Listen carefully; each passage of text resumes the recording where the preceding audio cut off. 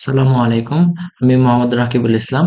আজকে তোমাদের সাথে রসায়ন প্রথম পত্রের ৩য় অধ্যায় অর্থাৎ পর্যায় সারণী এবং মৌলের সাধারণ ধর্মাবলী নিয়ে আলোচনা করব। অর্থাৎ এই অধ্যায় থেকে যে ধরনের প্রশ্নগুলো এসেছিল বিগত বছরগুলোতে কৃষি বিশ্ববিদ্যালয়ে, সেই সকল প্রশ্নগুলো আমি এক জায়গায় করেছি। এখানে আমি মোট ১৫০টি প্রশ্ন এক জায়গায় করেছি। প্রথম দিকে তোমরা ধাপে ধাপে কঠিন প্রশ্নের দিকে, কঠিন বলতে আসলে একটু আহ ধাপ ধাপটা উন্নতি হবে আরকি। ১ম এর প্রশ্নগুলো একটু সহজ হতে পারে। তোমাদের অবাক লাগতে পারে। আর ১ম এ আমি কয়েকটা জিনিস দেখাবো। সেগুলো আমি ভিডিওর মাঝখানে ব্যাখ্যা করে দিব যে আমি কি দেখিয়েছি সেগুলা। সেগুলো তোমাদের জন্য খুবই ইম্পোর্টেন্ট। আর একটা কথা বলে রাখি, যারা ফুল ভিডিও দেখো আমি বিশ্বাস করি তাদের খুবই উপকার হয়। আমার নিজের থেকে আমি বিশ্বাস করি এটা তাদের খুব উপকার হয়। এখন যারা ২-৩ মিনিট বা ৫-১০ মিনিট ভিডিও দেখে ছেড়ে দাও, আমার মনে হয় না তাদের খুব বেশি উপকার হয়। তো অন্তত ভিডিওগুলো দেখবা, দেখার পর তারপর নিজে নিজে প্র্যাকটিস করবা। আশা করি তোমাদের সম্পূর্ণ বেসিক প্লাস সম্পূর্ণ যে ধারণাটা সেগুলো পাল্টে যাবে। তো চলো আমরা আর কথা বাড়াবো না, আমরা ১ নম্বর প্রশ্ন থেকে শুরু করে দিব। দেখো আমরা শুরু করতেছি মৌলের পর্যায়বৃত্ত ধর্ম ও রাসায়নিক বন্ধন এই চ্যাপ্টারটা। আমাদের এই যে এইগুলা হচ্ছে আমাদের কোন জায়গা থেকে কতগুলো এমসিকিউ আসছে, কোনগুলো বেশি ইম্পর্টেন্ট সেগুলো আমি প্রথমে একটু বলে নেব। দেখো ৩.১ অর্থাৎ হচ্ছে ইলেকট্রন বিন্যাস ও এর ভিত্তিতে ইলেকট্রন বিন্যাসের ভিত্তিতে মৌলের শ্রেণী বিভাগ। এখান থেকে মোট 13টা প্রশ্ন আসছে, এটা বেশ ইম্পর্টেন্ট কিন্তু। তারপর হচ্ছে ব্লক অর্থাৎ এস পি ডি, মানে এমসিকিউ কিন্তু সমাধান করাবো ভাই, ভয় পাও না, এমসিকিউ সমাধান করাবো। একটু এগুলো বলে নিচ্ছি যে তোমাদের ইম্পর্টেন্ট কোনগুলা। আমরা অজানা মানে এগুলা কিন্তু একটু সহজ, এই যে ব্লক মৌলের সাধারণ ধর্মাবলম্বী, এগুলো আমরা একটু স্কিপ করি, যে এগুলো বেশি আসবে না, সংকরণ নিয়ে পড়ে থাকি। কিন্তু দেখবা একটু পর খেলা আছে, দেখবা যে এখান থেকে 35টা আসছে, আর সংকরণ থেকে মাত্র 3 থেকে 4টা প্রশ্ন আসছে। তুমি নিজেই দেখে নিও যে আমরা আসলে কি ভুলগুলা করি। তারপর আসছে হচ্ছে পর্যাবৃত্ত থেকে টোটাল 22টা প্রশ্ন আসছে। তার মানে এখান থেকে আর ইলেকট্রন আসক্তি, তড়িৎ ঋণাত্মকতা, এই মানে যত পারমাণবিক ধর্ম আছে, ইলেকট্রন আসক্তি, তড়িৎ ঋণাত্মকতা, তারপর আয়নীকরণ শক্তি, এগুলা থেকে মোটামুটি 12টা প্রশ্ন আসছে। তার মানে এই প্রথম পেজটা, এটা একটু স্ক্রিনশট নিয়ে রাখো। এই পেজটা থেকে তোমরা একটু বই থেকে ভালোভাবে পড়ে নিবা পরীক্ষার আগে, ঠিক আছে? এরপর তোমাদের দেখো অরবিটালের অধিক্রমণ, সমযোজী বন্ধনের শ্রেণী বিভাগ, সংকর অরবিটাল এর প্রকারভেদ, সংকর অবস্থা। দেখো এটা নিয়ে খুবই পারাপারি করো যে আমরা সংকরণ পারি না, হাইব্রিডাইজেশন পারি না, কত পারাপারি করো তাই না? দেখো এখান থেকে একটা একটা করে প্রশ্ন আসছে, মানে বিগত শুধুমাত্র একটা বছরে নয় কিন্তু, বিগত যত কৃষি বিশ্ববিদ্যালয় আছে সবগুলোতে মাত্র একটা একটা করে প্রশ্ন আসছে। এটা নিয়ে এত পারাপারি করার কিছু আছে? পারাপারি করার কিছু নাই। এরপরে প্রশ্ন, এরপরে দেখো এই যে যে এগুলো সবগুলো স্ক্রিনশট নিতে পারো। এই 3টা পেজ আমি দেখালাম, আর একটা পেজ দেখাবো। পোলারিটি আর পোলারিয়ন থেকে 3টা প্রশ্ন আসছে, এটা মোটামুটি ইম্পর্টেন্ট বলা চলে, মানে এই পাশে থেকে শেষের পার্টটা থেকে। এরপরে আসো, এরপর আমাদের ফাজানের নীতি থেকে 5টা প্রশ্ন আসছে। তারপর হাইড্রোজেন বন্ধন, দেখো হাইড্রোজেন বন্ধন কৃষি বিশ্ববিদ্যালয় খুবই পছন্দ করতেছে, বিশেষ করে বাংলাদেশ এগ্রিকালচার ইউনিভার্সিটি, এ তো খুব প্রশ্ন করতেছে। হ্যাঁ, হাইড্রোজেন বন্ধন নিয়ে, বুঝতে পারছো? আর অজৈব যৌগের নামকরণ, এটা আমরা অনেকেই স্কিপ করে ফেলি। অনেকে ভাবি যে এটা শর্ট সিলেবাসে নাই। ভাই প্লিজ, দয়া করে নিজের স্বার্থে এই কাজটা করো না। এই অজৈব যৌগের যে নামকরণ আছে যতগুলা বইয়ের ভিতর আছে, মানে এই অধ্যায়ের শেষে দেখবা এই অংশটা আমরা স্কিপ করে যাই সবাই। প্লিজ দয়া করে, তুমি যদি চান্স পেতে চাও, এইটা খুবই ইম্পর্টেন্ট। দেখো টোটাল 17টা প্রশ্ন আসছে, ঠিক আছে? টোটাল 17টা প্রশ্ন আসছে। হিসাব আছে, তোমার বেলায় যদি 2টা প্রশ্ন চলে আসে কি করবা তুমি? পারবা না, অন্য কেউ পেরে যাবে। তাই এইগুলা বাদ দিবা না, এগুলা পড়বা। আর আমরা পড়ে থাকি আমাদের সংকরণ নিয়ে, সংকরণ থেকে প্রশ্নই আসে না। তবে সংকরণ থেকে একটা টপিক থেকে প্রশ্ন আসছে দেখলাম, 5টা কি 6টা প্রশ্ন আসছে, আমি একটু দেখাই। আহ একটা মিনিট। এই যে সংকর অবস্থান নির্ণয়, অর্থাৎ কোন যৌগের সংকরায়ন কত, তারপর হচ্ছে কোন যৌগের কত কোণ, এই জায়গা থেকে একটু কিছু প্রশ্ন আসছে, 11টা প্রশ্ন আসছে, বুঝতে পারছো? তাহলে টপিক গুলো পেয়ে গেছো। প্রথম টপিক কি ছিল? আমি একটু এগুলো বলে নিচ্ছি এই কারণে যে তোমরা যেন আমি না থাকলেও সেগুলো তোমরা নিজে নিজে পড়তে পারো। ইলেকট্রন বিন্যাসের ভিত্তিতে, এটা আমরা স্কিপ করি। ইলেকট্রন বিন্যাসের ভিত্তিতে এটা আমরা অনেকে সহজ মনে করি, এখান থেকে 13টা স্ক্রিনশট রাখো। ব্লকের অর্থাৎ এসপিডি, এই ব্লক থেকে মানে মৌলের যে ধর্মগুলো আছে, এখান থেকে আসছে 35টা প্রশ্ন। এই অধ্যায়ের সবচেয়ে মোস্ট ইম্পর্টেন্ট পার্ট হচ্ছে ব্লকের মৌলগুলার ধর্মাবলম্বী জানা। বুঝতে পারছো, ধর্মাবলী জানা। এখান থেকে আমাদের 35 প্রশ্ন আসছে। এরপর আসছে পর্যায়বৃত্ত ধর্ম। আমাদের যে পর্যায়বৃত্ত ধর্মগুলো আছে না, বাম থেকে ডানে গেলে কোনটা কি হয়, উপর থেকে নিচে আসলে কি হয়, সক্রিয়তা কোনটার বেশি, এইগুলা থেকে প্রচুর প্রশ্ন আসে, 22টা প্রশ্ন আসছে। এই মোটামুটি গেল। আর তড়িৎ ঋণাত্মকতা, ইলেকট্রন শক্তি, তারপর আমাদের হচ্ছে আয়নীকরণ শক্তি, এইগুলা থেকে আমাদের এগুলা থেকে আমাদের টোটাল 12টা প্রশ্ন হয়েছে। এই আর হচ্ছে অম্লক্ষারক ধর্ম, ধর্ম থেকে 5টা প্রশ্ন আসছে। এই পেজটা কোনোভাবেই অত ইম্পর্টেন্ট না। তোমার বেলায় যদি একটা আসে ভাই, আমার কিছু করার নাই, কিন্তু অতটা ইম্পর্টেন্ট না। দেখতেই পারতেছো কি অবস্থা। এই পেজটা অতটা ইম্পর্টেন্ট না। পোলারায়ন তুমি পড়ে নিতে পারো। আর ফাজানের নীতিটা ভালোভাবে পড়বা। হাইড্রোজেন বন্ধন খুবই ইম্পর্টেন্ট। হাইড্রোজেন বন্ধন কোনোভাবে স্কিপ করা যাবে না। অজৈব যৌগের নামকরণ আমরা অনেকেই পড়ি না। এটা যদি কেউ না পড়ে থাকো এখনো, দ্রুত পড়ে নাও, দ্রুত পড়ে নাও এই অধ্যায়ের জন্য। বুঝতে পারছো? ঠিক আছে, আমরা এখন প্রশ্ন সমাধানে চলে যাব। আর কথা বাড়াবো না। প্রথমে আমরা টপিক নিয়েছি ইলেকট্রন বিন্যাসের ভিত্তিতে। তোমরা প্রথম থেকে আস্তে আস্তে দেখতে থাকো। সে প্রথম দিকে একটু সহজ লাগতে পারে, তারপরে তোমাদের মোটামুটি একটু ভালো রকম প্রশ্ন আসবে।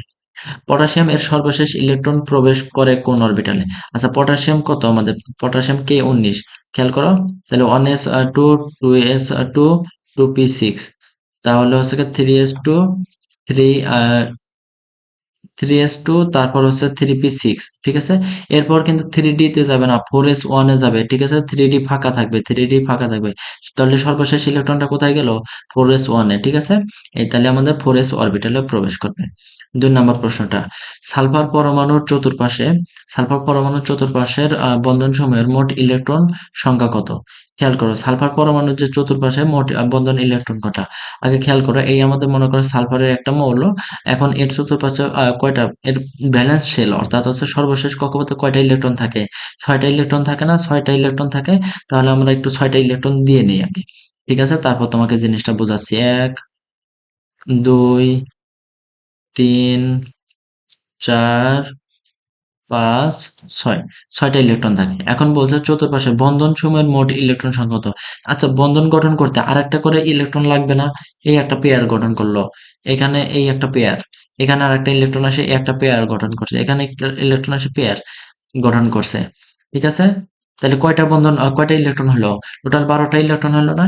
এটাই আমাদের উত্তর হবে। অর্থাৎ সালফার পরমাণুর চতুর্পাশের বন্ধন সমূহের মোট ইলেকট্রন সংখ্যা হচ্ছে আমাদের 12টি।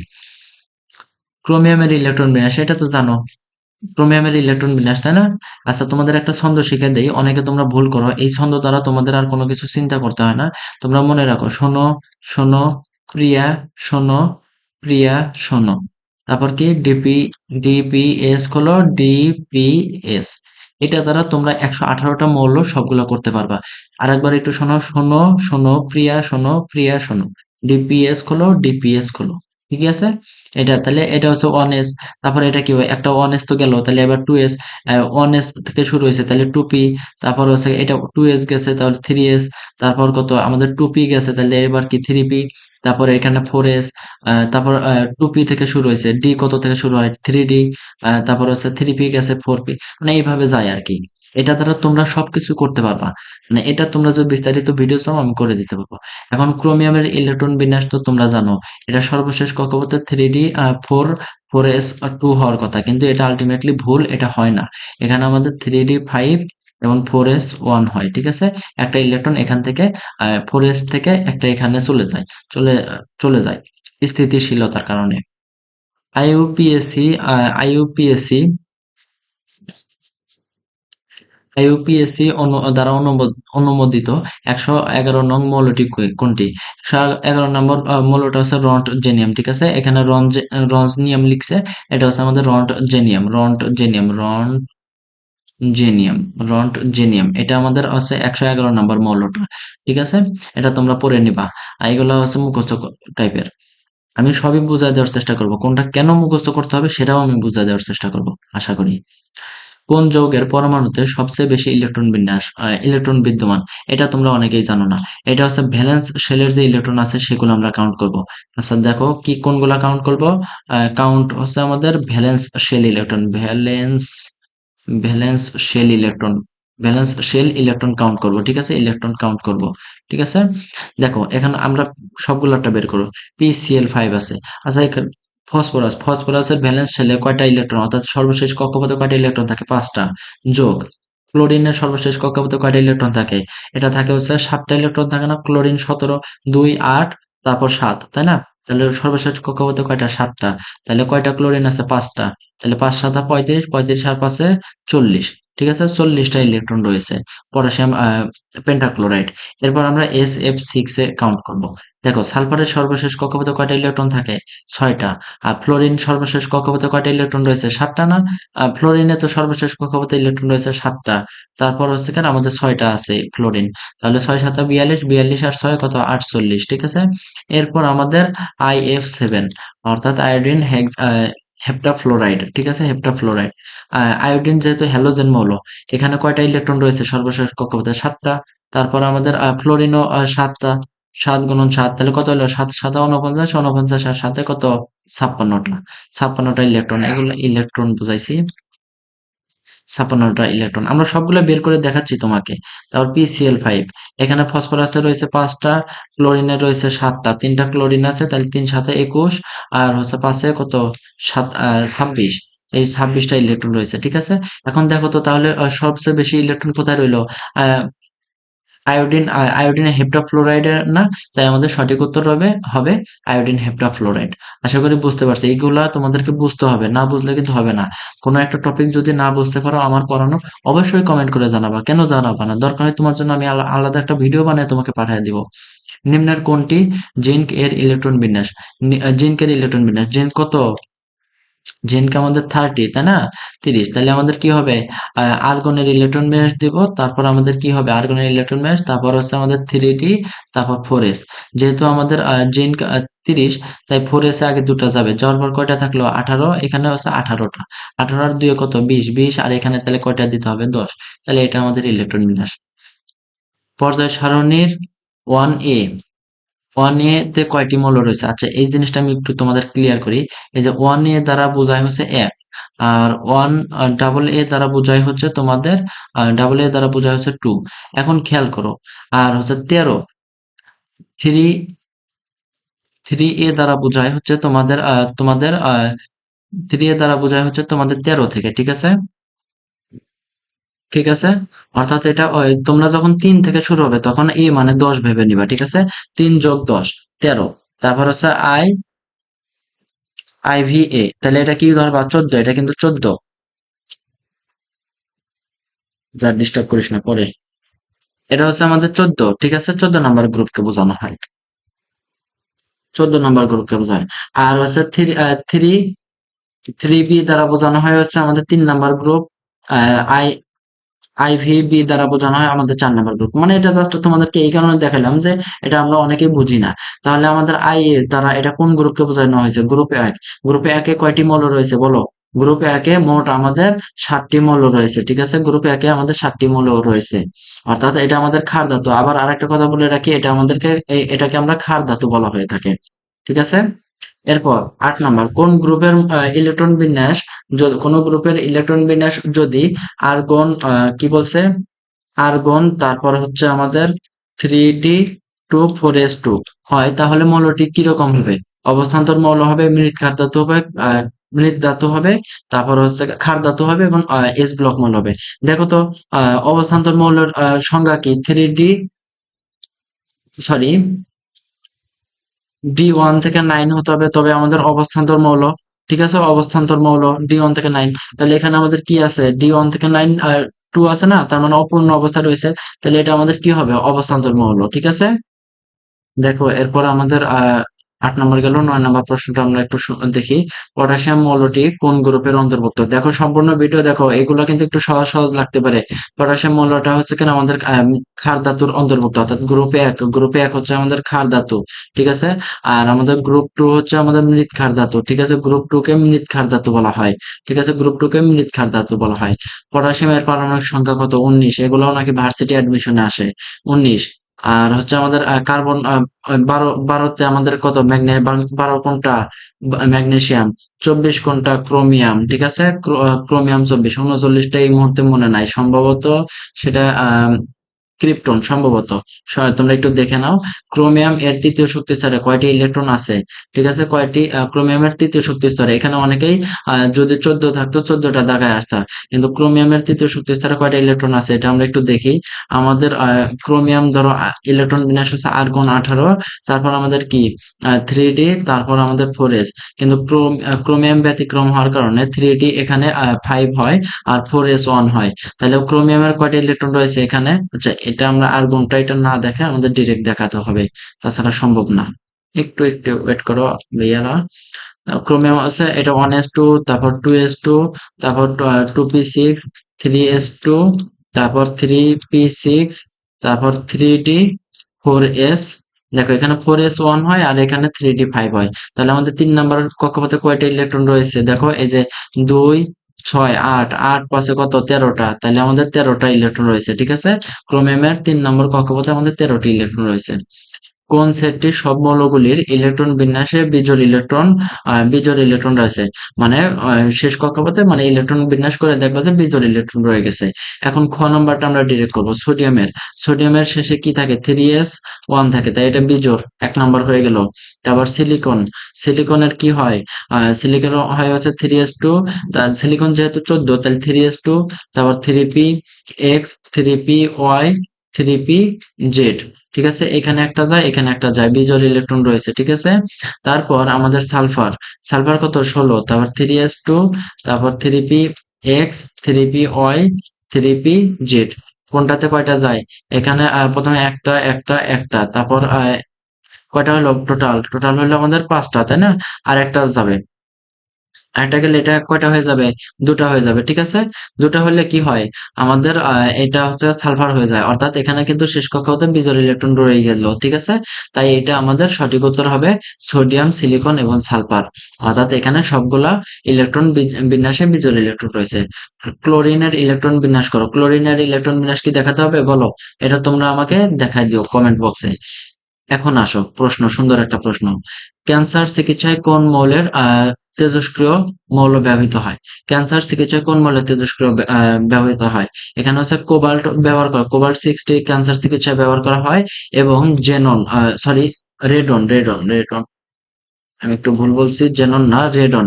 আর একটা আইসোটোপ হচ্ছে আমাদের রেডন। এই যে কোবাল্ট এবং রেডন হচ্ছে আমাদের ক্যান্সারে ব্যবহার করা হয়। আর ফসফরাস 32, এটা হচ্ছে আমাদের থাইরয়েড গ্রন্থি, অর্থাৎ থাইরয়েডের ক্ষেত্রে ব্যবহার করা হয়। অনেকে আবার বলবা যে থাইরয়েডে আয়োডিন তো ব্যবহার করা, ঠিক আছে, কিন্তু ফসফরাস 32 এটাও থাইরয়েড, মানে থাইরয়েড গলগণ্ডের ক্ষেত্রে ব্যবহার করা হয়। ঠিক আছে, নিম্নের কোন যৌগটি জলীয় দ্রবণে সহজে আদ্র বিশ্লেষিত হয়? দেখো, আদ্র বিশ্লেষিত হওয়ার সবচেয়ে সহজ শর্ত হচ্ছে ফাঁকা ডি অরবিটাল। কেন্দ্রীয় মৌলের ফাঁকা ডি অরবিটাল থাকা লাগবে, ফাঁকা ডি অরবিটাল লাগবে। ঠিক আছে, ফাঁকা ডি অরবিটাল লাগবে এবং নিঃসঙ্গ ইলেকট্রন যুগল লাগবে, নিঃসঙ্গ ইলেকট্রন যুগল লাগবে, অর্থাৎ এই যে এরকম নিঃসঙ্গ ইলেকট্রন যুগল লাগবে। এখন এইখানে যে যৌগগুলো আছে, তার মানে কার্বন, ক নম্বর থেকে দেখে আসি। কতে আছে কার্বন টেট্রাক্লোরাইড।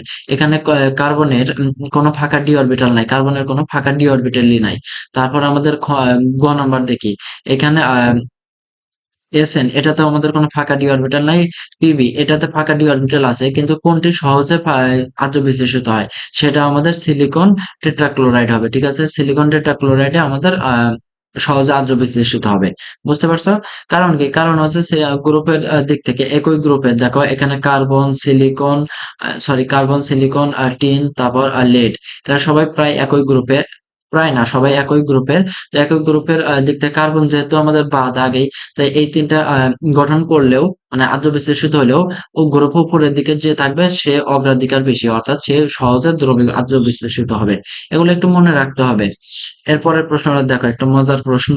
এই প্রশ্ন কেউ কখনো দেখছো কিনা, অথবা দেখলেও হুজুকে বাঙালি আছে না, দেখো অনেকে এখানে কিন্তু SN3 এটা আছে, অনেকে বলবে কি এত সহজ প্রশ্ন আসছে, NH3, তাহলে এটা তো অ্যামোনিয়া। এই প্রশ্ন আবার আসে নাকি? অ্যামোনিয়া সুন্দর করে দাগা দিয়ে আসবা, টিচারও তোমাকে সুন্দর করে মাইনাস দিয়ে দিবে।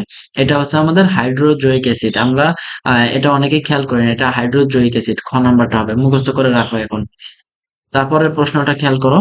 ধূমায়মান নাইট্রিক অ্যাসিডে কোন গ্যাস ধোঁয়া উৎপন্ন করে? ধূমায়মান নাইট্রিক অ্যাসিড, এটা তো তোমরাই জানো, NO2, এটা একটা বিষাক্ত গ্যাস। নাইট্রোজেন ডাই অক্সাইড, এটা একটা বিষাক্ত গ্যাস। এটা হচ্ছে আমাদের মানে না, এটি ধোঁয়া উৎপন্ন করে, মানে এটা বিষাক্ত একটা ধোঁয়া উৎপন্ন করে। ঠিক আছে, এরপরের প্রশ্ন আসি আমরা। 4 নম্বর গেল, 5 নম্বর, নিচের কোন যৌগটি জলীয় দ্রবণে আদ্র বিশ্লেষিত হয়? এটা তো বললাম, এই সিলিকন টেট্রা ফ্লোরাইড এটা আদ্র বিশ্লেষিত হয়, কারণ সিলিকনে আমাদের ফাঁকা ডি অরবিটাল রয়েছে, আর ক্লোরিনে আমাদের নিঃসঙ্গ ইলেকট্রন যুগল রয়েছে, বুঝতে পারছো? এই কারণে আদ্র বিশ্লেষিত হয়। একই প্রশ্ন দেখো দুবার আসছে, এরকম অনেক প্রশ্ন দেখবা। এই যে এটাও দেখো 20-21-এ আসছে, এটা কত আসছে? শেরেবাংলা কৃষি বিশ্ববিদ্যালয় 16-17-তে আসছে। তারপর এইদিকে এই প্রশ্ন আমরা সমাধান করলাম কয়টায়? এটা 17-18 শেরে বাংলাতেই দুইবার আসছে, 16-17, 17-18 দুইবার আসছে, বুঝতে পারছো? এগুলো তোমাদের নিজে পড়তে হবে। দেখো কোশ্চেন ব্যাংক সলভ করলে যে কমন কিছুটা পাওয়া যায় সেটা প্রমাণ দেখাই দিলাম, এরকম কমন আসে, বুঝতে পারছো? কমন আসে। পর্যায় সারণীতে অধাতু সমূহকে কোন ব্লকে স্থান দেওয়া হয়েছে? দেখো অধাতু সমূহকে পি ব্লকে, অধাতু সমূহকে পি পি ব্লকে, আর এস ব্লকে হচ্ছে আমাদের ধাতু সমূহকে, বুঝতে পারছো? এস ব্লকে আমাদের ধাতু, আর আমাদের ডি ব্লক এবং এ ব্লক মিলে হচ্ছে আমাদের ডি ব্লকে হচ্ছে আমাদের অবস্থান্তর ধাতু, অবস্থান্তর। ডি ব্লকে আমাদের অবস্থান্তর ধাতু, এবং এ ব্লকে আমাদের অন্ত অবস্থান্তর ধাতু, অন্ত অবস্থান্তর ধাতু, এই মৌলগুলোকে স্থান দেওয়া হয়েছে। কোনটি সামুদ্রিক শৈবাল হতে পাওয়া যায়? সামুদ্রিক শৈবাল হতে কি পাওয়া যায়? সামুদ্রিক শৈবাল মানে সমুদ্রের কোনো ঘটনা মনে করলে বুঝবা ওখানে আয়োডিন পাওয়া যায়, ঠিক আছে? যেমন সমুদ্র থেকে আমরা সোডিয়াম ক্লোরাইড পাই, লবণ, সোডিয়াম ক্লোরাইড পাই, তারপর সোডিয়াম আয়োডাইড পাই, অর্থাৎ আমাদের মানে সামুদ্রিক কোনো কিছু বললে সেখান থেকে আয়োডিন মাস্ট পাই, অর্থাৎ শৈবাল থেকে আমরা আয়োডিন পাবো। রুবি থেকে তৈরি লেজারের রং কি? এটা লাল রং, এটা মুখস্থ করতে হবে। রুবি থেকে তৈরি লেজারের রং হচ্ছে আমাদের লাল রং। নাইট্রিক অক্সাইড বায়ুর অক্সিজেন দ্বারা জারিত হয়ে উৎপন্ন হয় কি? আচ্ছা, নাইট্রিক অক্সাইডটা কি? এন HNO টু, সরি দেখো একটু ভুল বলছি, একটু ভুল বলে ফেলছি। নাইট্রিক অক্সাইডের সংকেত হচ্ছে NO। এটাকে আমরা বায়ুর অক্সিজেন দ্বারা যদি জারিত করি তাহলে আমাদের NO2 উৎপন্ন করে, ঠিক আছে? এটা আমাদের NO2 উৎপন্ন করে। আমরা একটু সমতা করে দিলে দিতে পারি, দেখো। আচ্ছা থাক, সমতা করার দরকার নাই, এটা এখন দেখালে অনেক বড় হয়ে যাবে এরকম ভিডিও। তাহলে NO2 উৎপন্ন করে নাইট্রোজেন ডাইঅক্সাইড। আর এটা কি বলছিলাম, এটা একটা বিষাক্ত গ্যাস, এটা ধূমায়মান ধোঁয়া সৃষ্টি করে। আগের প্রশ্ন সমাধান করে দিলাম কিন্তু। গাঢ় সালফিউরিক অ্যাসিডকে কপার কুচি সহ উত্তপ্ত করলে কোনটি উৎপন্ন হয়? দেখো গাঢ় সালফিউরিক অ্যাসিডের ভিতর যদি আমরা দেখো গাঢ় সালফিউরিক অ্যাসিডের ভিতর যদি আমরা কপার নেই তাহলে কি উৎপন্ন হবে বলো তো? এই এখানে মেইনলি বলছে কপার কি হাইড্রোজেনকে প্রতিস্থাপন করতে পারবে কিনা? হ্যাঁ, প্রতিস্থাপন করতে পারবে। প্রতিস্থাপন করে কপার সালফেট গঠন করবে, এখান থেকে পানি উৎপন্ন হবে, আর সালফার ডাইঅক্সাইড উৎপন্ন করবে, ঠিক আছে? এটা আমাদের বিক্রিয়া হবে। অর্থাৎ এই কপারটা আমাদের হাইড্রোজেনকে প্রতিস্থাপন করে কপার সালফেট, পানি এবং সালফার ডাইঅক্সাইড উৎপন্ন করবে। শ্বেত ফসফরাসকে লোহিত ফসফরাসে পরিণত করতে তাপের পরিমাণ কিরকম লাগে? মুখস্থ করে নাও, এটা হচ্ছে 200°C। শ্বেত ফসফরাসকে লোহিত ফসফরাসে পরিণত করতে, অর্থাৎ সাদা ফসফরাসকে, ফসফরাস যেটা হোয়াইট আছে সেটাকে যদি আমরা ফসফরাস রেডে পরিণত করি, লোহিত ফসফরাস অর্থাৎ রেড, লাল কালারে পরিণত করি, এইটা পরিণত করতে আমাদের 250°C তাপমাত্রা লাগে, ঠিক আছে? 250°C তাপমাত্রা লাগে। 13 নম্বর প্রশ্নটা খেয়াল করো, জটিল যৌগ গঠনে কোন ধাতু ব্যবহৃত হয়? জটিল যৌগ গঠনে তো অবশ্যই আমাদের অবস্থান্তর ধাতু ব্যবহার করা লাগে, এটা তো জানো। তাছাড়া আমাদের লিগ্যান্ড তৈরি হয় না, ঠিক আছে? লিগ্যান্ড যুক্ত হতে পারে না। আচ্ছা, সেটা আরেকটু বলে দেই। ক্ষার ধাতু যে আচ্ছা থাকে, এটা আমরা আরেকটা প্রশ্ন আছে সেখানে আমরা বলে দেব। কোনটি বিরল মৃত্তিকা ধাতু? বিরল মৃত্তিকা মৌল হচ্ছে আমাদের এই যে ল্যান্থানাম, ঠিক আছে? এটা আমাদের বিরল মৃত্তিকা মৌল, অর্থাৎ এটা আমাদের খুবই কম দেখা যায়। এটা গ্রুপ 2 মৌল, গ্রুপ 2 মৌলগুলোর ধর্মের সাথে প্রকাশ করে, ঠিক আছে? তাহলে এটা আমাদের খুব কম পাওয়া যায়। এটা মুখস্থ করে রাখো। নিচের যৌগসমূহের মধ্যে কোনটিকে লাফিং গ্যাস বলা হয়? লাফিং গ্যাস N2O, এটাকে আমাদের লাফিং গ্যাস বলা হয়, ঠিক আছে? আর NO কি? নাইট্রিক অক্সাইড একটু আগে বললাম, এটা হচ্ছে নাইট্রিক অক্সাইড। N2O এটা হচ্ছে আমাদের নাইট্রাস অক্সাইড। আর NO2 এটা হচ্ছে নাইট্রোজেন ডাইঅক্সাইড, এটা আমাদের ধোঁয়া তৈরি করে, অর্থাৎ ধোঁয়া তৈরি করে, আর এটা একটা বিষাক্ত। আর N2O এটা হচ্ছে আমাদের লাফিং গ্যাস, বুঝতে পারছো? ডাইনাইট্রোজেন অক্সাইড লাফিং গ্যাস, অর্থাৎ তোমার নাকে এরকম একটা মানে একটা যৌগ আছে যেটা তোমার না পদার্থ আছে যেটা তোমার নাকে যদি ধরা হয়, একটুখানি ধরলে আধা ঘন্টা অনর্গল হাসতে থাকবা। তোমার চোখ দিয়ে তোমার যদি দুঃখ থাকে তারপরেও চোখ দিয়ে পানি পড়বে, অথচ তুমি হাসবা। বেশ মজার না?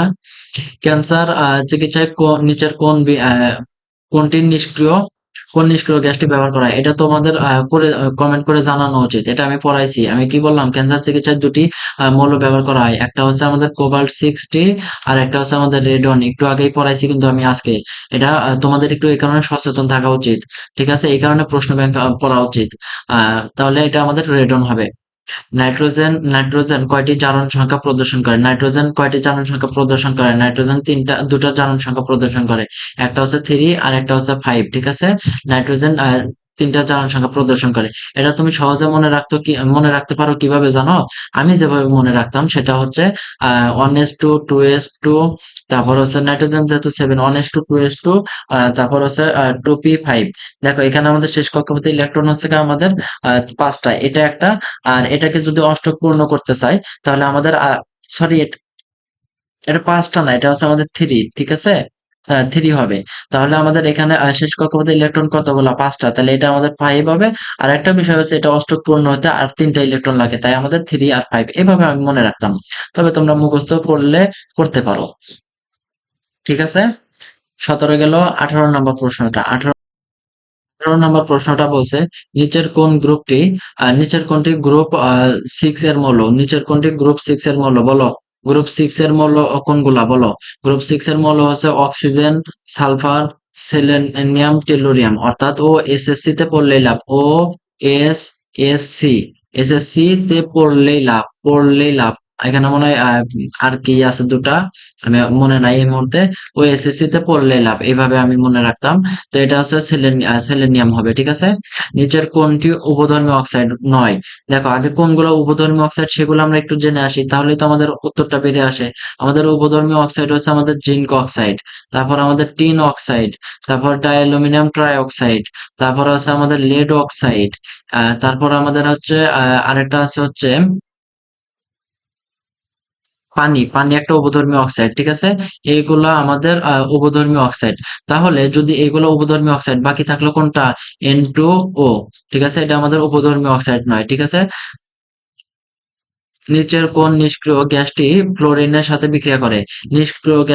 কোনো নিষ্ক্রিয় গ্যাসই বিক্রিয়া করতেছে না, কিন্তু একমাত্র জেনন হচ্ছে আমাদের ফ্লোরিনের সাথে বিক্রিয়া করে SF জেনন হেক্সাফ্লোরাইড গঠন করতে, অর্থাৎ 6টা ফ্লোরিনের সাথে যুক্ত হয়ে জেনন হেক্সাফ্লোরাইড গঠন করে। এটার আমাদের সংকলন কত বলতো? sp3d3। এটা আমাদের আছে, সামনে পাবা। এটা আমাদের তখন আমি তোমাদেরকে বলবো না, তখন তোমরা একটু আমাকে জানাই দিবা, দেখি তোমরা পারো কিনা, কমেন্ট করে জানাবা। sp3d3। এরপরের প্রশ্নটা আমাদের কি দেওয়া আছে? বরফ শীতল পানিতে ডাইনাইট্রোজেন ট্রাইঅক্সাইড বিক্রিয়া করলে কি উৎপন্ন করে? বরফ শীতল পানিতে ডাইনাইট্রোজেন ট্রাইঅক্সাইড বিক্রিয়া করলে আমাদের কি উৎপন্ন করবে বলো তো? দেখো ডাইনাইট্রোজেন ট্রাইঅক্সাইড অর্থ কি? ডাইনাইট্রোজেন, দুটা নাইট্রোজেন, তিনটা অক্সাইড, ট্রাইঅক্সাইড। এটার সাথে আমাদের কি যুক্ত করছি? আমাদের বরফ অর্থাৎ পানি যুক্ত করছি। বিক্রিয়া করে কি হবে? আমাদের হচ্ছে HNO2 উৎপন্ন করবে। এখন কিভাবে? দেখো এখানে যদি আমরা 2 দেই তাহলে সমতা হয়ে গেল না? তাহলে এটা আমাদের উৎপন্ন হয়েছে, অর্থাৎ ডাইনাইট্রোজেন ট্রাইঅক্সাইড পানির বরফের সাথে, বরফ বা পানির সাথে বিক্রিয়া করে আহ নাইট্রিক অ্যাসিড উৎপন্ন করবে। ঠিক আছে? নাইট্রাস অ্যাসিড উৎপন্ন করবে। নাইট্রিক তো HNO3, এই যে এটা হচ্ছে নাইট্রিক অ্যাসিড আর এটা হচ্ছে নাইট্রাস অ্যাসিড। ঠিক আছে? ক্যান্সার চিকিৎসায় কোন তেজস্ক্রিয় মৌল ব্যবহৃত হয়? বললাম কি ক্যান্সার চিকিৎসায় কোবাল্ট 60 এবং রেডন ব্যবহার করা হয়। আর P32 এগুলো রিভাইজ করাচ্ছি। কেন বলতেছি? আমি তো চাইলে এগুলো স্কিপ করতে পারতাম, যেটা পড়াইছি এগুলো বাদ, কিন্তু আমি আবার রিভাইজ করাচ্ছি। বুঝতে পারছো? যা কোবাল্ট 60 এবং হচ্ছে রেডন, এটা হচ্ছে ক্যান্সার চিকিৎসায় ব্যবহার করা হয়।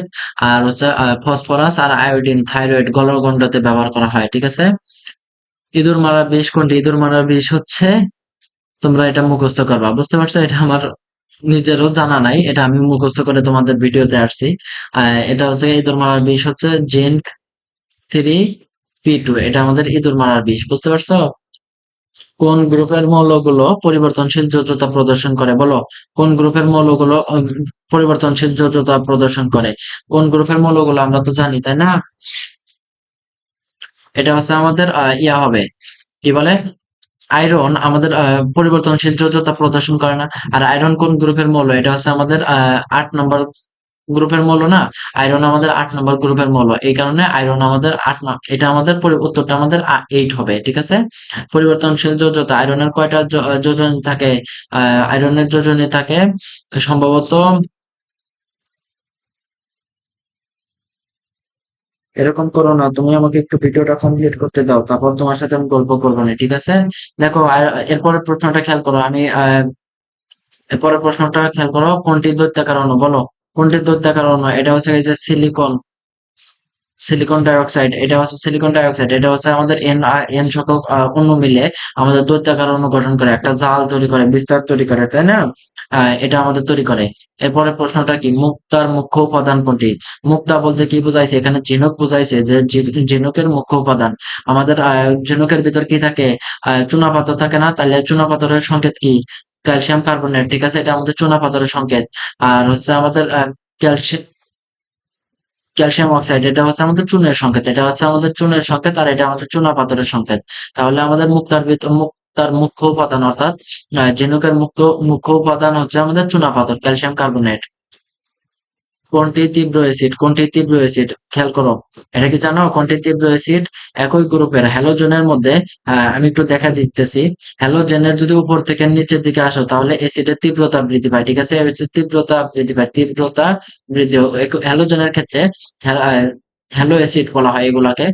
হ্যালোজেনের ক্ষেত্রে উপর থেকে নিচের দিকে আসলে তীব্রতা বাড়ে, ঠিক আছে? তীব্রতা বাড়ে। তাহলে এখানে আমাদের কিরকম হবে? হাইড্রোজেন আয়োডাইড, তারপর হচ্ছে hydrogen bromide, sorry hydrogen bromide, তারপর হচ্ছে আমাদের হাইড্রোজেন ক্লোরাইড, হাইড্রোজেন ফ্লোরাইড, ঠিক আছে?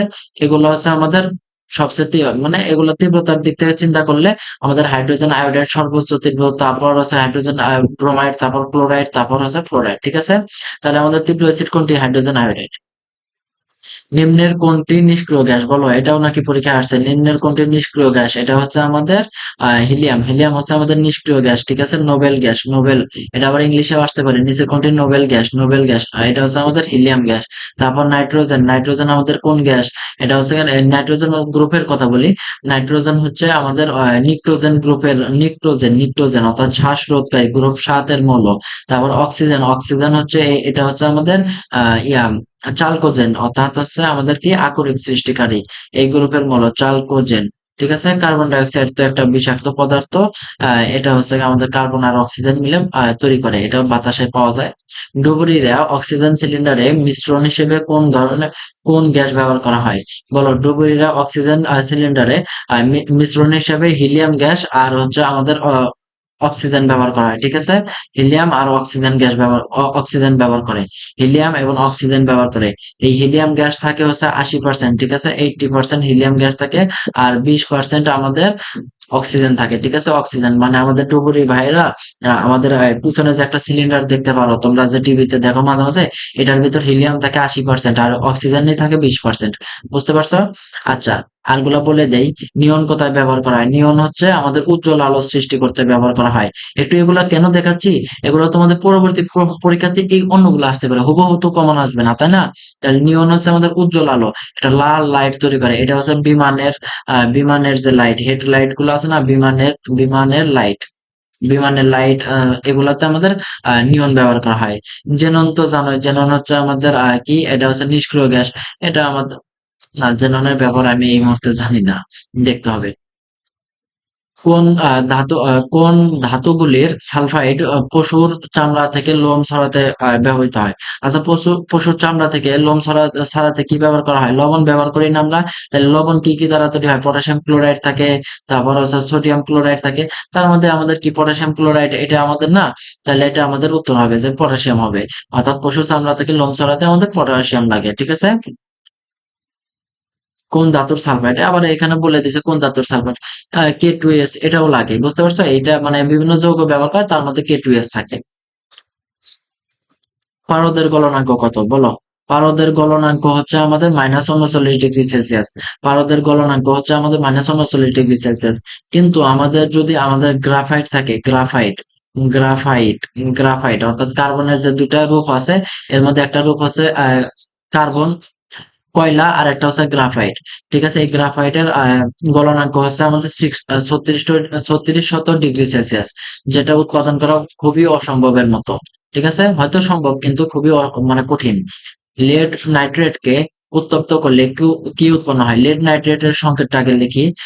লেড লিখবো, তারপর NO3, NO NO2 3, এটা হচ্ছে আমাদের লেড নাইট্রেটের সংকেত।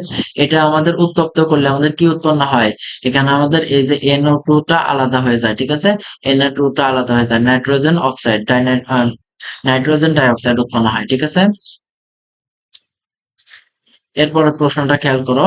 এগুলো একটু কালারের প্রশ্ন আসছে, যে Fe2 কোন কালার? Fe2+, এটা হচ্ছে আমাদের সবুজ কালার, গ্রিন। আমরা একটু ইংলিশে লিখে দিলাম, গ্রিন কালার হচ্ছে Fe2। তারপর হচ্ছে Fe3+, এটা যদি থাকে তাহলে আমাদের কি হবে? বাদামি কালার, ব্রাউন, বাদামি কালার হবে। এখানে এটা চাই নাই, তবুও লিখে দিলাম। তারপর Copper 2+, এটা মনে রাখো, কপার আমাদের হচ্ছে আমাদের ব্লু তৈরি করে, ব্লু। ঠিক আছে, কপার আমাদের ব্লু তৈরি করে। আর হচ্ছে V3, ভ্যানাডিয়াম, ভ্যানাডিয়াম, এটা ভ্যানাডিয়াম 3+, এটা আমাদের হচ্ছে, এটা আমাদের গ্রিন তৈরি করে। ঠিক আছে, গ্রিন তৈরি করে। এরপর আছে আমাদের কোবাল্ট 2+। কোবাল্ট আসলে কোনো তৈরি করে না, এটা হচ্ছে কালারলেস। ঠিক আছে, কালারলেস, এটা আমাদের কোনো বর্ণ তৈরি করে না। আরেকটা দেখে নাও, ম্যাগনেসিয়াম, এটা আমাদের ম্যাগনেসিয়াম 2+, এটা আমাদের হোয়াইট, সাদা তৈরি করে। আরেকটা আছে জিঙ্ক, উপরে লিখে দিলাম, জিঙ্ক 2+, এটাও আমাদের হোয়াইট তৈরি করে। ঠিক আছে, দেখো এই কয়টা মুখস্থ করলে আমি বিশ্বাস করি তোমাদের আর মানে কালার, মৌলের কালার সম্পর্কে আর কোনো কিছু জানা লাগবে না। অবস্থান্তর মৌল, আর সামনে এগুলো প্রশ্ন আছে। ঠিক আছে, এগুলা স্ক্রিনশট নিয়ে রাখতে পারো। ঠিক আছে, স্ক্রিনশট নিয়ে রাখো, মনে থাকবে ভালো। সামনে এগুলো প্রশ্ন আছে, আমি তখন ধরবো। তাহলে কি, জিঙ্ক 2+, এবং ম্যাগনেসিয়াম 2+ আমাদের সাদা কালার তৈরি করে। আয়রন 2+ আমাদের সবুজ কালার, আর আয়রন 3+ আমাদের ব্রাউন কালার, অর্থাৎ বাদামি কালার।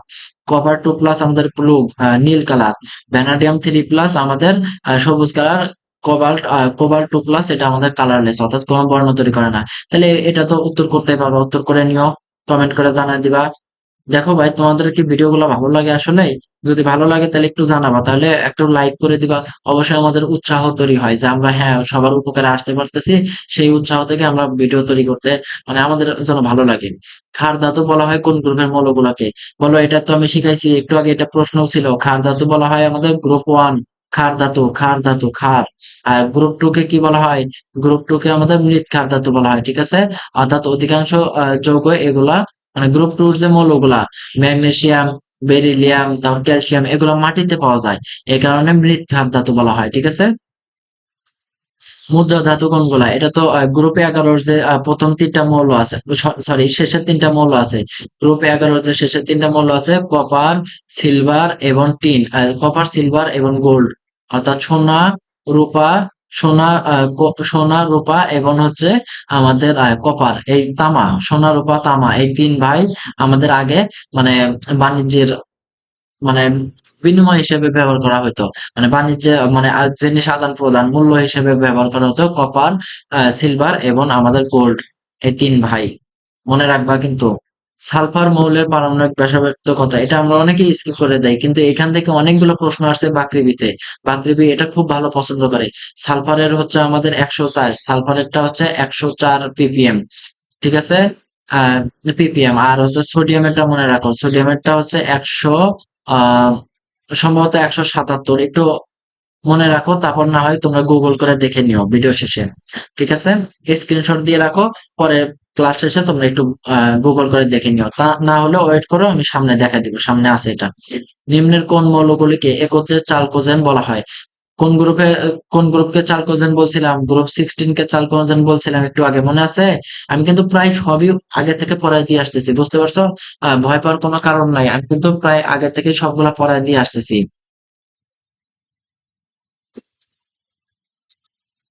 দেখলাম ভিডিওটা ঠিকঠাক মতো হচ্ছে কিনা। দেখো, গ্রুপ 16 কে আমরা চালকোজেন বলছি। ঠিক আছে, চালকোজেন অর্থাৎ আকরিক সৃষ্টিকারী, চালকোজেন। ঠিক আছে। গ্রুপ 15 কে কি বলা হয়? গ্রুপ 15 কে নিক্টোজেন বলা হয়। ঠিক আছে, নিক্টোজেন, নিক্টোজেন অর্থাৎ শ্বাসরোধকারী। আমি উত্তরটা দিচ্ছি, একটু ওয়েট করো। আর গ্রুপ 17 কে আমরা বললে হচ্ছে হ্যালোজেন। গ্রুপ 17 কে আমরা হ্যালোজেন বলি। হ্যালোজেন বানান ঠিক আছে নাকি না জানি না, হ্যালোজেন বলা হয়। আর গ্রুপ 18 কে বলা হয় হচ্ছে নোবেল গ্যাস। ঠিক আছে, অর্থাৎ নিষ্ক্রিয় গ্যাস, নোবেল গ্যাস। ঠিক আছে, নিষ্ক্রিয় গ্যাস, নোবেল গ্যাস।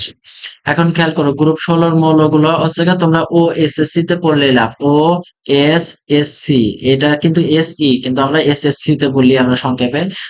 তে পড়লেই লাভ। ঠিক আছে, এটা আমাদের শর্টকাটে মনে রাখা যায়। কোনটি অপধাতু বলো? অপধাতু কয়টা? অপধাতু 6টা। একটু মনে রাখো, অপধাতু কয়টা? অপধাতু আমাদের মোট 6টা। এই 6টা অপধাতু কি কি? 6টা অপধাতু হচ্ছে আহ সিলিকন, জার্মেনিয়াম, আর্সেনিক, সেলেনিয়াম এবং টেলুরিয়াম। এই এই কয়টা হচ্ছে আমাদের অপধাতু। ঠিক আছে, এই কয়টা আমাদের অপধাতু। এই কয়টা মুখস্থ রাখতে হবে: silicon, germanium, arsenic, selenium, tellurium. মুখস্থ রাখতেই হবে, কোনো উপায় নাই এখানে। তোমার এগুলো কিচ্ছু করার নাই যে তোমাকে টেকনিক দিয়ে মনে রাখা দিব। হয়তো টেকনিক আছে, কিন্তু এত টেকনিক পড়লে দেখবা যায় টেকনিকের নিচে তুমি পড়ে গেছো, যার কারণে আর কোনো কিছু মনে রাখতে পারতেছো না। ক্লোরিনের পারমাণবিক সংখ্যা কত বলো? এটা কমেন্ট করে জানাই দিও, এটা আমি শিখাবো না। নিচের কোন মৌলটি সবচেয়ে বেশি সক্রিয়? আচ্ছা খেয়াল করো, ধাতুর ক্ষেত্রে, ধাতু বা অধাতু যাই হোক, ধাতুর ক্ষেত্রে আমাদের উপর থেকে নিচের দিকে আসলে আমাদের সক্রিয়তা আমাদের বৃদ্ধি পায়। ঠিক আছে, সক্রিয়তা বাড়ে, সক্রিয়তা বাড়বে। খেয়াল করো, সক্রিয়তা বাড়বে, সক্রিয়তা ও ধাতুর ক্ষেত্রে উপর থেকে নিচে দেখলে আমাদের সক্রিয়তা বৃদ্ধি পায়। তাহলে লিথিয়াম, বেরিলিয়াম, তারপর সোডিয়াম, ম্যাগনেসিয়াম, এগুলো সোডিয়াম, তারপর রুবিডিয়াম, সবগুলো মধ্যে কোনটির সক্রিয়তা সবচেয়ে বেশি? এটা হচ্ছে রুবিডিয়ামের সক্রিয়তা সব থেকে বেশি। ঠিক আছে, এখন যদি সিজিয়াম, ফ্রান্সিয়াম থাকতো, রুবিডিয়াম, তারপর সিজিয়াম, ফ্রান্সিয়াম, ঠিক আছে, তাহলে এগুলোর মধ্যে সবচেয়ে বেশি শক্তিশালী হতো আমাদের ফ্রান্সিয়ামের, কিন্তু যেহেতু সিজিয়াম, ফ্রান্সিয়াম নাই, তাই আমাদের সবচেয়ে বেশি শক্তিশালী আমাদের রুবিডিয়াম হবে। ঠিক আছে, মনে রাখো, এটা প্রশ্নটা আবার পাবা। এই প্রশ্ন মানে একদম হুবহু পাবা না, প্রশ্ন ব্যাংক সমাধান করলে যে উপকার হয় কিনা সেটা আবার প্রমাণ পেয়ে যাবো। হ্যালোজেন সমূহের জারণ ক্ষমতার ক্রম কোনগুলো? হ্যালোজেন সমূহের জারণ ক্ষমতার ক্রম হচ্ছে গিয়ে একই গ্রুপের উপর দিয়ে বাম থেকে ডান দিকে গেলে এবং উপর থেকে নিচের দিকে আসলে, অর্থাৎ এই পর্যায়, মৌলের পর্যায়বৃত্ত ধর্ম। এখান থেকে কিন্তু বেশ ভালো প্রশ্ন আসে, আমি কিন্তু বলছিলাম শুরুতে, ক্লাস শুরুর প্রথমে কিন্তু বলছিলাম, তাই না? তাহলে হ্যালোজেন সমূহের জারণ ক্ষমতা, বাম থেকে ডান দিকে গেলে আমাদের জারণ ক্ষমতা কি হয়? হ্রাস পায়, অর্থাৎ বাম থেকে ডান দিকে গেলে আমাদের জারণ ক্ষমতা হ্রাস পায়, আর উপর থেকে নিচের দিকে আসলে আমাদের জারণ ক্ষমতা বৃদ্ধি পায়। ঠিক আছে, সরি সরি সরি, একটু ভুল বলছি, একটু একটু দুঃখিত ভাই, কারেকশন করে নাও একটু একটু। এটা মানে উল্টো হবে আর কি। বাম থেকে ডান দিকে গেলে জারণ সংখ্যা বৃদ্ধি পায়, আবার উপর থেকে নিচের দিকে আসলে জারণ সংখ্যা হ্রাস পায়। ঠিক আছে, জারণ সংখ্যা হ্রাস পায়। তাহলে আমাদের হ্যালোজেন মৌলগুলো কি কি? Fluorine, chlorine, bromine, iodine. তাহলে আমাদের জারণ সংখ্যার ক্রম হবে ফ্লোরিন, তারপর ক্লোরিন, ব্রোমিন, আয়োডিন, অর্থাৎ এইদিকে আমাদের সবার উপরে এটা সর্বোচ্চ, তারপর এটা তার চেয়ে একটু কম, তারপর এটা একটু কম, তারপর এটা নাই বললে চলে। তো জারণ ক্ষমতা আছে উপর দিকে, hello, fluorine, chlorine, bromine, iodine, এই সিরিয়াল হবে। কোনটির প্রোটন আসক্তি সবচেয়ে বেশি বলো? কোনটির প্রোটন আসক্তি সবচেয়ে বেশি? এটা আগে খেয়াল করো, এটা একটু বোঝার আছে। প্রোটন মানে কি? আমাদের হাইড্রোজেন আয়ন, তাই না? প্রোটন মানে আমাদের হাইড্রোজেন আয়ন, তাই না? আমরা কি পড়ছিলাম? নফ, NOF। হাইড্রোজেন বন্ধন কারা গঠন করে? নফ। হাইড্রোজেন বন্ধন গঠন করে নফ, অর্থাৎ হচ্ছে এই যে অ্যামোনিয়ার সাথে হাইড্রোজেন, তারপর গঠন করে NH3 গঠন করবে। তারপর কি এই অক্সিজেন হাইড্রোজেনের সাথে যুক্ত হয়ে পানি গঠন করবে, এবং ফ্লোরিন হাইড্রোজেনের সাথে যুক্ত করে হাইড্রোফ্লোরাইড গঠন করবে। আর এই প্রোটন আসক্তি সবচেয়ে বেশি থাকে এই সিরিয়াল অনুসারে, বুঝতে পারছো? নফ অনুসারে, অর্থাৎ হচ্ছে প্রথমে অ্যামোনিয়া, তারপর হচ্ছে পানি, তারপর হচ্ছে আমাদের হাইড্রোজেন ফ্লোরাইড। কোন গ্রুপের মৌলগুলোকে মুদ্রা ধাতু বলা হয়? বলছিলাম কি, কোন গ্রুপের মৌলগুলোকে মুদ্রা ধাতু বলা হয়? গ্রুপ 11 মৌলগুলোকে মুদ্রা ধাতু বলা হয়, বলছিলাম না একটু আগে? আর মুদ্রা ধাতু গুলা কি কি? গ্রুপ 11। আর সরি সরি, হ্যাঁ গ্রুপ 11। আর গ্রুপ 11 কি কি দ্বারা প্রকাশ করা হয়? আইবি দ্বারা প্রকাশ করা হয়, মানে আই হচ্ছে 1, বি মানে হচ্ছে 10, তাহলে কত হলো? 1 আর 10 এ কত? 11। ঠিক আছে, এইভাবে এইভাবে একটু শর্টকাটে শিখতে হবে। আর এগুলা কি কি? কপার, তামা, তারপর সিলভার বা রূপা, এবং গোল্ড, অরাম।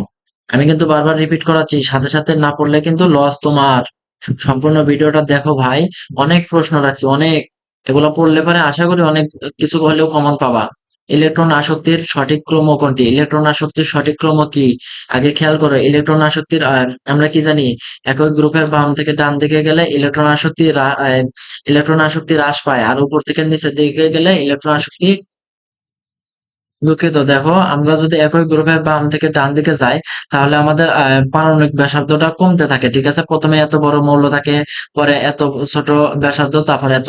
অর্থাৎ এদের এখানে আমাদের ইলেকট্রন আসক্তিটা আহ বৃদ্ধি পাবে, ঠিক আছে? ইলেকট্রন আসক্তি বৃদ্ধি পায়, ঠিক আছে? একক গ্রুপের বাম থেকে ডান দিকে ইলেকট্রন আসক্তি বৃদ্ধি পায়।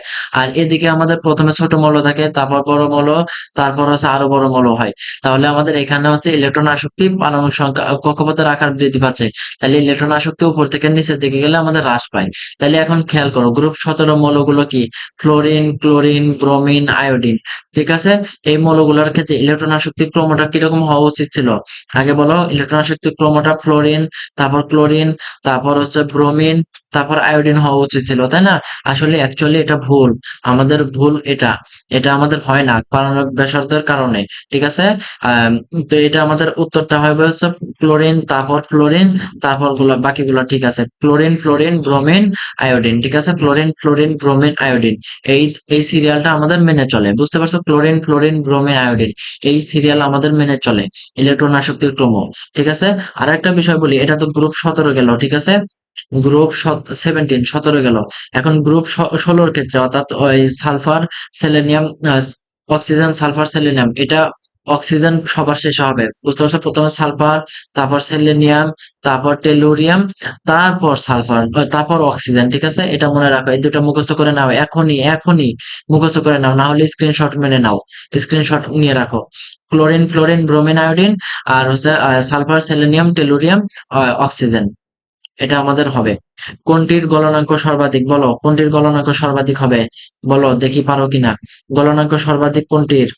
এখানে গলনাঙ্ক সর্বাধিক হচ্ছে SiO2, অর্থাৎ সিলিকন ডাইঅক্সাইডের। কারণ এটা কি, এন সংখ্যক অণু মিলে বৃহদাকার গঠন করে, বৃহদাকার গঠন করে, বৃহদাকার মানে একটা দৈত্যাকার বিশাল আকৃতির একটা যৌগ গঠন করে, শিকল গঠন করে ফেলে। আর যখন একটা বৃত্তাকার বা দৈত্যাকার একটা আকৃতি গঠন করে ফেলো, তাহলে সেটার তো গলনাঙ্ক, তাকে ভাঙতে তো অনেক পরিমাণ শক্তি লাগবে। এর গলনাঙ্ক হচ্ছে 2200°C, ঠিক আছে? 2200°C, এটা মনে রাখতে পারো, অতটা ইম্পর্টেন্ট না। 2200°C। খেয়াল করো, সোডিয়াম মৌলের পারমাণবিক ব্যাসার্ধ, এই যে বলছিলাম না যে 177 না কত যেন বলছিলাম, এখন একটু কারেকশন করে নাও। সোডিয়াম মৌলের পারমাণবিক ব্যাসার্ধ হচ্ছে আমাদের 157 pm, ঠিক আছে? 157 pm। আর সালফারেরটা বলো তো দেখি, সালফারেরটা হচ্ছে 107 pm, ঠিক আছে? 107 pm, মুখস্থ করে নাও, এগুলো মুখস্থ করে নাও। 12 নম্বর প্রশ্নটা বলছে, পর্যায় সারণীতে অবস্থান্তর মৌলগুলির অবস্থান কোথায়? অবস্থান্তর মৌলগুলি অর্থাৎ হচ্ছে আমাদের এই যে D1 থেকে 9, অর্থাৎ ফাঁকা ডি অরবিটাল থাকে, এটা হচ্ছে আমাদের অবস্থান্তর মৌলগুলি বলা হয়। আর এই মৌলগুলো গ্রুপ 3 থেকে 12 ভিতর থাকে। আর গ্রুপ 3 থেকে 12 পর্যায় সারণীর কোথায় অবস্থিত? মাঝে অবস্থিত, ঠিক আছে? মাঝে অবস্থিত। আর ডানে কোনগুলো অবস্থিত? ডানে অধাতুগুলো অবস্থিত। আর বামে, সবার বামে, হচ্ছে আমাদের ধাতু অবস্থিত। আর মাঝে আমাদের অবস্থান্তর মৌল অবস্থিত, ঠিক আছে? হয়ে গেল। দেখো, সব ডিটেলস বোঝানোর চেষ্টা করতেছি। তুমি যদি ভিডিওগুলো দেখো, একটা প্রশ্নের সাথে 3-4টা প্রশ্নের উত্তর পেয়ে যাচ্ছ। 150টা প্রশ্ন নিয়ে বসছি, কম করে হলে 500 প্রশ্নের তুমি জ্ঞান নিয়ে এখান থেকে উঠতে পারো। তবে সেটা তোমাকে বুঝতে হবে, সেটা তোমাকে নিজে আবার প্র্যাকটিস করতে হবে। আমার ভিডিও দেখলে যে তুমি মানে অনেক কিছু করে ফেললা, এটা কখনোই আমি বলবো না। আমার ভিডিও দেখে তোমার একটা হেল্প হবে, এই হেল্পটা তোমাকে কাজে লাগাতে হবে। আমার ভিডিও দেখে তোমার সবকিছু উদ্ধার হবে না, এটা গ্যারান্টি। যে কারোর ভিডিও দেখে উদ্ধার হবে না, তোমার নিজে পড়া লাগবে। কিন্তু আমরা একটু সহায়ক হিসেবে কাজ করি, এইটুকুই, এর চেয়ে বেশি কিছু না। অক্সিও অম্লের তীব্রতার ক্ষেত্রে নিচের কোন নির্দেশনাটি সঠিক? অক্সিও অম্লের তীব্রতার ক্ষেত্রে আমাদের একটু খেয়াল করো, HClO3, এখানে আমাদের ক্লোরিনের জারণ মান কত? ক্লোরিনের জারণ মান 3 দুগুণা কত? 6, 6 থেকে একটা হাইড্রোজেন বাদ, তাহলে কত হয়? 5, ক্লোরিনের 5। তারপর হচ্ছে HNO2, HNO2 এখানে কত নাইট্রোজেনের জারণ মান হচ্ছে কত, 2 × 4, 4 থেকে 1 বিয়োগ, তাহলে কত হয় 3। তারপর আমাদের HClO, HClO, তাহলে এখানে অক্সিজেনের কয়টা আছে, একটা, তাহলে 2 একে 2, 2 থেকে একটা হাইড্রোজেন বাদ দিলে কত হয়, ক্লোরিনের জারণ মান এখানে আমাদের 1 হয়, ঠিক আছে। তাহলে আমাদের ক্রোমোটা কিরকম হবে, এই যে মানে এটা অর্থাৎ হচ্ছে আমাদের ক নাম্বার অপশনটা উত্তর হবে না, অক্সি অম্লের তীব্রতার ক্ষেত্রে ক্রোমো হবে হচ্ছে ক নাম্বারটা। আশা করি বুঝতে পারছো কেন। নিচের কোন মৌলটি আকার সবচেয়ে ছোট বলো। একই গ্রুপের বাম থেকে ডান দিকে গেলে পারে আকার কমে, ঠিক আছে। আকারের দিক থেকে বাম থেকে ডান দিকে গেলে আকার ছোট হয়, কমে, ঠিক আছে। তাহলে এখানে আমাদের কি কি দেওয়া আছে, অক্সিজেন, নাইট্রোজেন, কার্বন এবং লিথিয়াম। মজার ব্যাপার হলো এগুলো সবই পর্যায় সারণীর 2 নাম্বার সারির মৌল, পর্যায় টুর মৌল এগুলো আমাদের, ঠিক আছে। তাহলে প্রথমে আমাদের লিথিয়াম, তারপর আমাদের হচ্ছে কার্বন, তারপর নাইট্রোজেন, তারপর অক্সিজেন। এই মৌলগুলোর মধ্যে আকার সবচেয়ে ছোট হবে কোনটা, আর বলো। এখানে অক্সিজেনের আকার সবচেয়ে ছোট হবে না, তাই অক্সিজেন, অর্থাৎ বাম থেকে ডান দিকে গেলে তো আমাদের আকার ছোট হয়, তাই আমাদের অক্সিজেন উত্তর হবে। এরপরের প্রশ্নটা খেয়াল করো, স্কিপ হইলো নাকি না। 15 নম্বর প্রশ্নটা খেয়াল করো, নিচের কোন ধাতুটি পানির সাথে দ্রুত বিক্রিয়া করে, বলো কোন ধাতুটি পানির সাথে দ্রুত বিক্রিয়া করে। এটা আমাদের সোডিয়াম ধাতুটি পানির সাথে পানি সোডিয়ামকে কোথায় সংরক্ষণ করা হয়, একটা প্রশ্ন আছে যে সোডিয়ামকে কেন কেরোসিনের মধ্যে সংরক্ষণ করা হয়, তুমি যখন হাজারিনাগ স্যারের বই পড়বা তখন এই প্রশ্নটা পাবা, সোডিয়ামকে কোথায় সংরক্ষণ করা হয়, সোডিয়ামকে কেরোসিনের মধ্যে সংরক্ষণ করা হয়, কারণ এটা পানির সাথে বিক্রিয়া, পানির ভিতর রাখলে পানির সাথে বিক্রিয়া করে সোডিয়াম হাইড্রোক্সাইড আর হাইড্রোজেন গ্যাস উৎপন্ন করে, ঠিক আছে। এই হাইড্রোজেন গ্যাস একটা দাহ্য পদার্থ, অর্থাৎ এটা দহন বিক্রিয়া ঘটায় বাতাসের অক্সিজেনের সাথে, তখন বিক্রিয়া ঘটায় এটা তখন এটা মানে আগুন ধরে যায় পানির ভিতর, এটা আগুন ধরায় দেয়, ঠিক আছে, আগুন ধরে যায় এটা। এই কারণে আবার যখন এটা অক্সিজেনের সাথে বাতাসে রাখা হয়, মানে খোলা অবস্থায় রেখে দিলাম, মানে খোলা টেবিলের উপর রেখে দিলাম, তখন কি অক্সিজেনের সাথে বিক্রিয়া করে সোডিয়াম আহ এনও Na2O তৈরি করে, এটা উৎপন্ন করে, যার কারণ এটা আগুন লিখছে, আগুন, অর্থাৎ এই হাইড্রোজেন আগুন বা পানির ভিতর রাখলে সোডিয়াম অক্সাইড হাইড্রোক্সাইড এবং আহ, হাইড্রোজেন গ্যাস তৈরি করে, এই হাইড্রোজেন গ্যাসটা আগুন উৎপন্ন করে ফেলে, ঠিক আছে, আগুন ধরিয়ে ফেলে, যার কারণে পানির ভিতর রাখা যায় না, সবচেয়ে দ্রুত বিক্রিয়া করে ফেলে। আবার এটাকে যদি অক্সিজেনের মানে খোলা বাতাসে রাখে, বাতাসের অক্সিজেনের সাথে বিক্রিয়া করে সোডিয়াম Na2 সোডিয়াম অক্সাইড উৎপন্ন করে, বুঝতে পারছো। তার কারণে এটা নিষ্ক্রিয় তরল, কেরোসিন একটা নিষ্ক্রিয় তরল, কেরোসিনের কথা শুনছো আদিমকালে। হ্যাঁ, আদিমকালে বলতেছি কি, 10 বছর আগেও গ্রামে কেরোসিন ব্যবহার করা হতো, তখন এটা প্রদীপ হিসেবে ব্যবহার করা হতো। এই কেরোসিনের ভিতর এই সোডিয়ামটা সংরক্ষণ করা হয়, ঠিক আছে। দেখো কয়টা প্রশ্ন পড়াইলাম, দেখো কয়টা প্রশ্ন, এখানে তো 3-4টা প্রশ্ন পড়াইছি। এরপরের প্রশ্নটা খেয়াল করো, নাইট্রোজেন গ্যাসের স্ফুটনাঙ্ক কত, এটা মুখস্থ করবা ভাই। নাইট্রোজেন গ্যাসের স্ফুটনাঙ্ক হচ্ছে -196°C, ঠিক আছে, এটা আমি মুখস্থ করছি, কিছু করার নাই। নাইট্রোজেন গ্যাসের কোনগুলো মুখস্থ করবা আমি একটু বলে দিই। নাইট্রোজেন গ্যাস এটা মুখস্থ করবা, সিলিকন ডাইঅক্সাইড এটা মুখস্থ করবা 2270°C। তারপর হচ্ছে গিয়ে আমাদের সোডিয়াম ক্লোরাইডের গলনাঙ্ক কত, এটা আমাদের মুখস্থ করবা, কত এটা আমাদের 801°C, ঠিক আছে, 801°C। আবার সোডিয়াম ক্লোরাইডের স্ফুটনাঙ্ক হচ্ছে আমাদের 1437°C, 1400°C মনে রাখলেও পারো, 1437°C। আপাতত এই কটা মনে পড়লো, আরো যদি মনে পড়ে তাহলে সেগুলা তোমাদের বলবো নি। এটা স্ক্রিনশট দিয়ে রাখো, মানে ভিডিও শেষে আবার তোমরা পড়বা। এই যে চিনির গলনাঙ্ক এটা পড়বা, এটা হচ্ছে 433°K, 433 K, এটা আসে না অতটা, অত ইম্পর্টেন্ট না, এবারই একবারই আসছে হলো দেখতেছি, তাও অনেক আগে আসছে। 400 চিনির গলনাঙ্ক হচ্ছে 433 K, ঠিক আছে। চিনির গলনাঙ্ক 433 K, আশা করি বুঝতে পারছো। এরপরের প্রশ্নটা, নিম্নের কোন যৌগটি স্ফুটনাঙ্ক সবচেয়ে বেশি, কোন যৌগটার স্ফুটনাঙ্ক সবচেয়ে বেশি।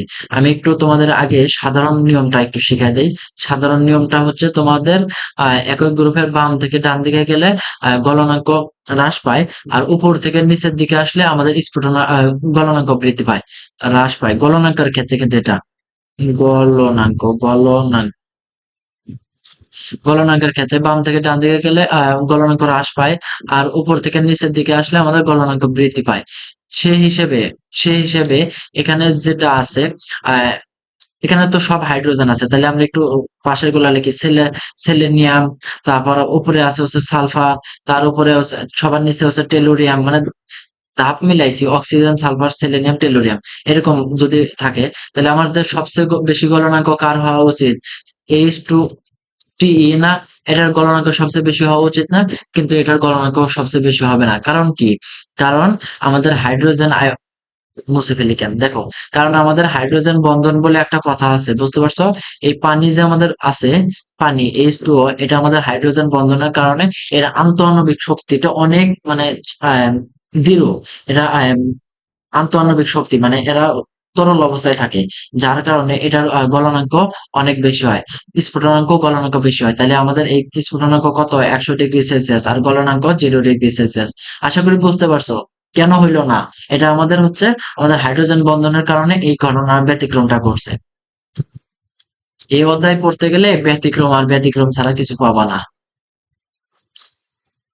এরপরের প্রশ্নটা হচ্ছে ক্ষার ধাতু সমূহের সক্রিয়তার সঠিক ক্রম কোনটি? কি বলছিলাম? পড়াইছিলাম কিন্তু আজকেই।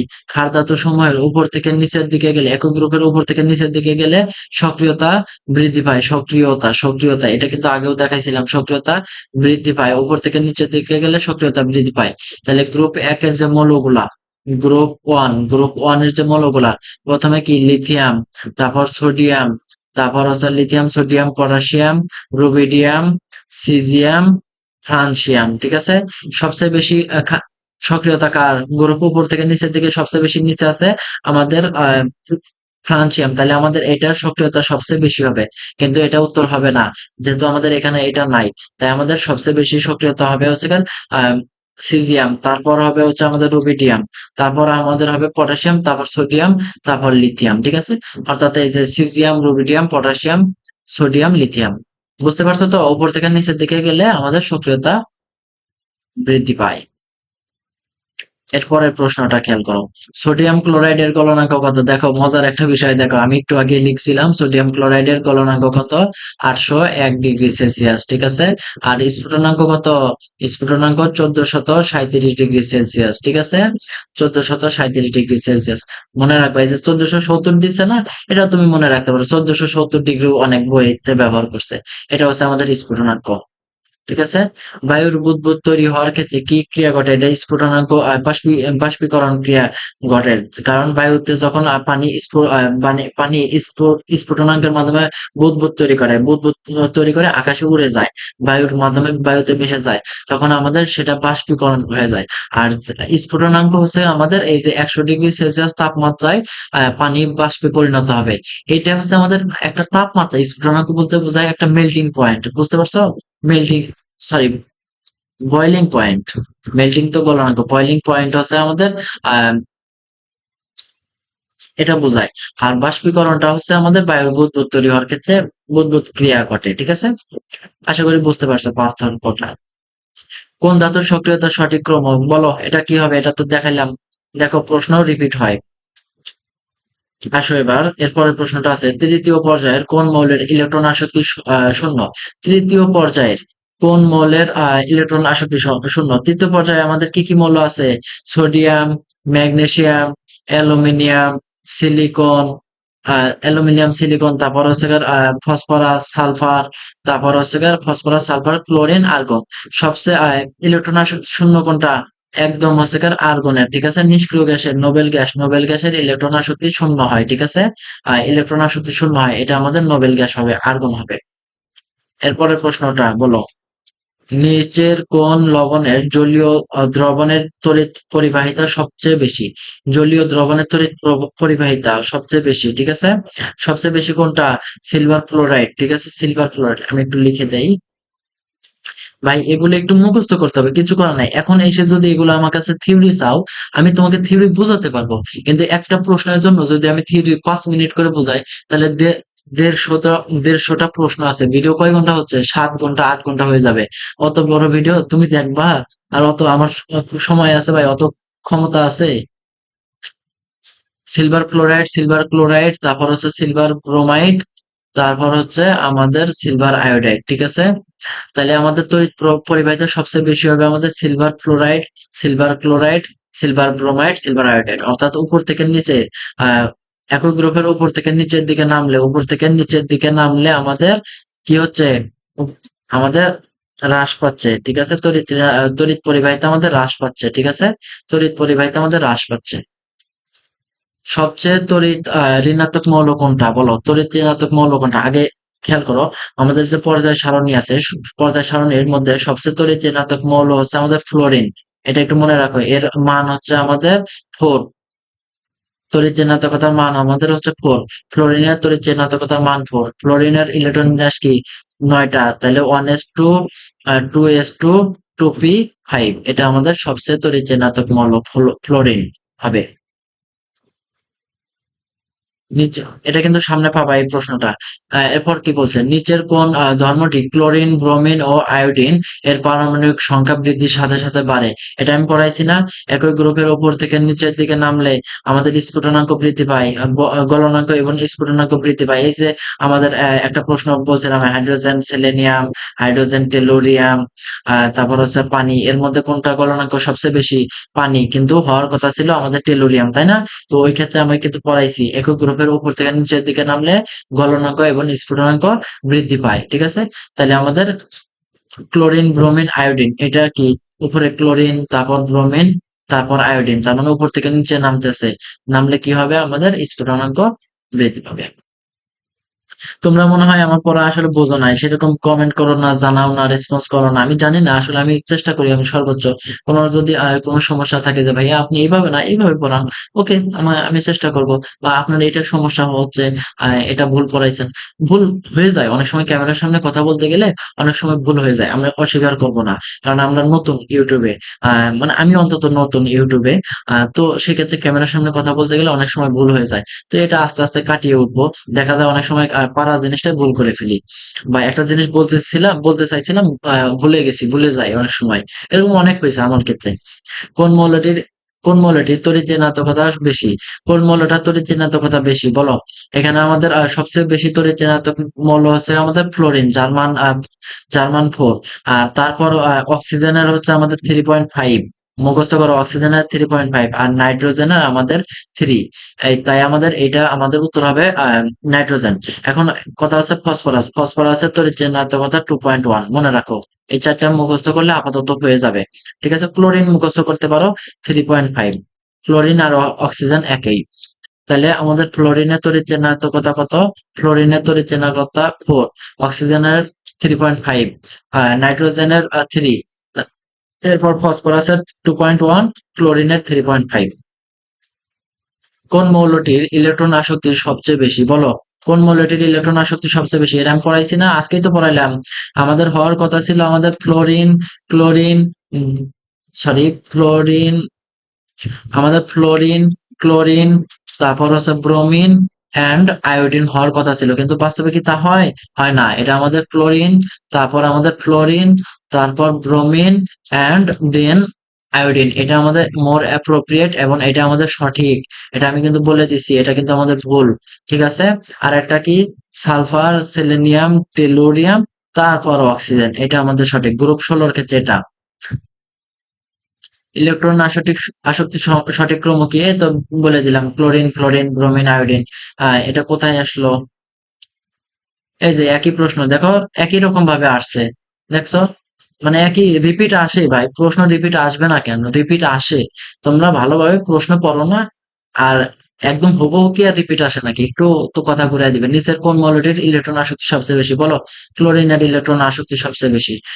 এরপর বলো, পরমাণু ইলেকট্রন ত্যাগ করে ধনাত্মক আয়নে পরিণত হওয়ার পদ্ধতিকে কি বলা হয়? একটা জিনিস খেয়াল করো, এখানে আমাদের উত্তর হবে জারণ। জারণ উত্তর হবে। এখন তোমাদের কনফিউশন হবে হচ্ছে জারণ আর আয়নীকরণ শক্তির মাধ্যমে, তাই না? আয়নীকরণ শক্তি, আয়নীকরণের এই দুটা নিয়ে সমস্যা হবে। আমি একটু বোঝানোর চেষ্টা করতেছি। দেখো, আমাদের পরমাণু থেকে ইলেকট্রন ত্যাগ করার কথা বলছে।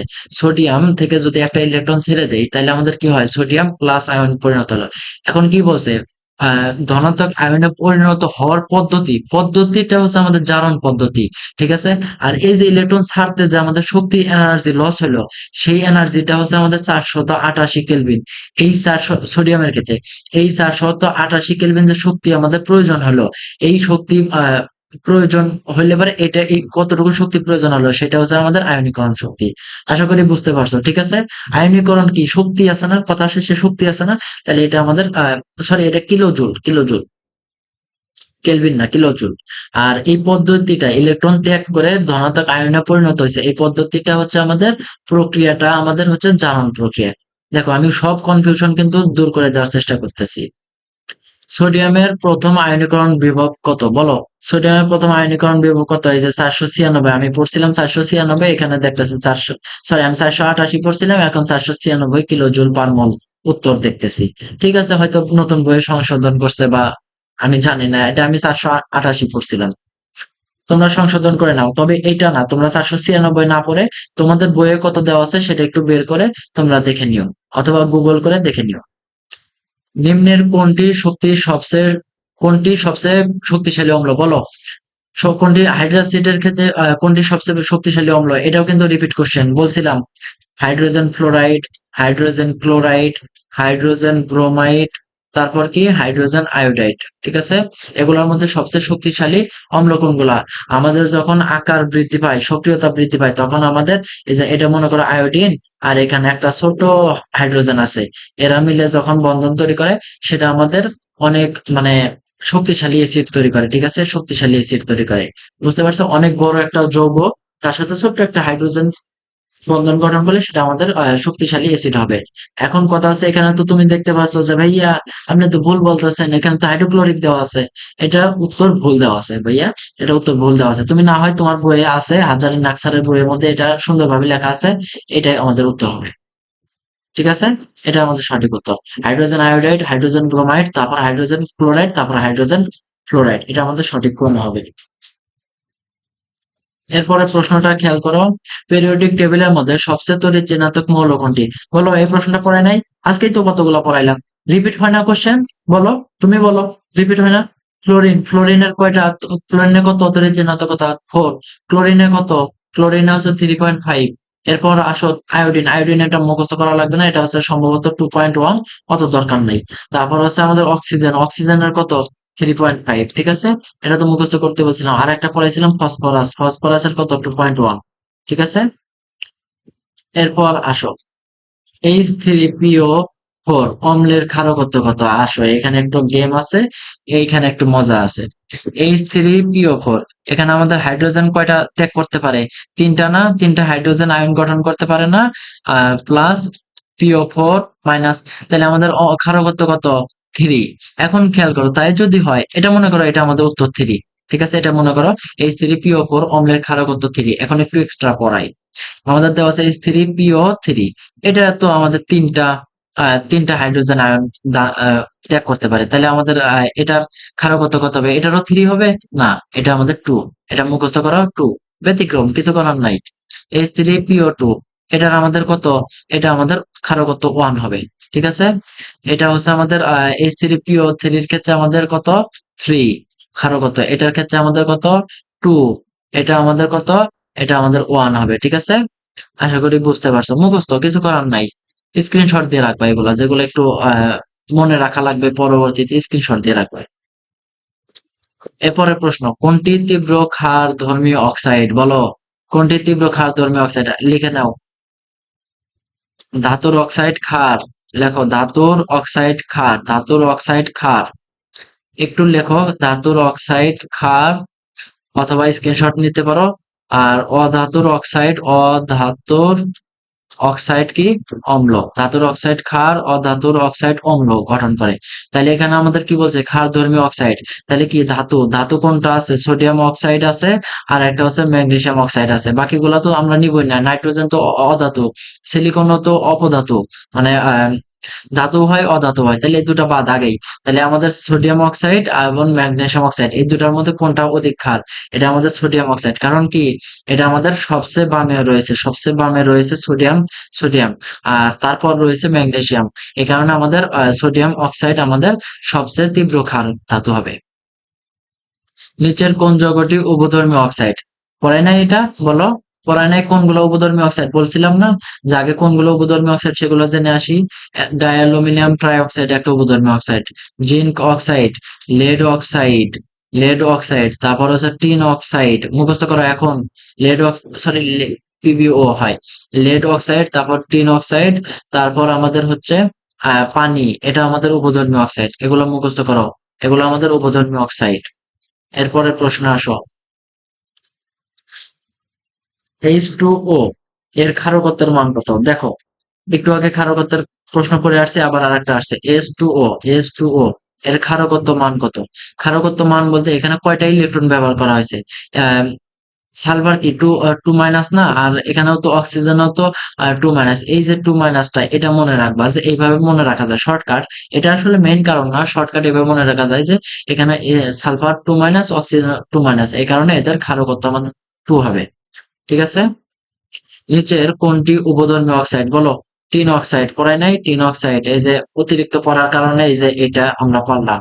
এখন যদি শুধুমাত্র অ্যালুমিনিয়াম, ডাইঅ্যালুমিনিয়াম ট্রাইঅক্সাইড এটাই পড়ে যাইতাম পরীক্ষার হলে, তাহলে কি পরীক্ষায় পাইতাম? পারতাম না। এই কারণে এক্সট্রা কিছু পড়া লাগে, এটাই কোশ্চেন ব্যাংক অ্যানালাইসিস।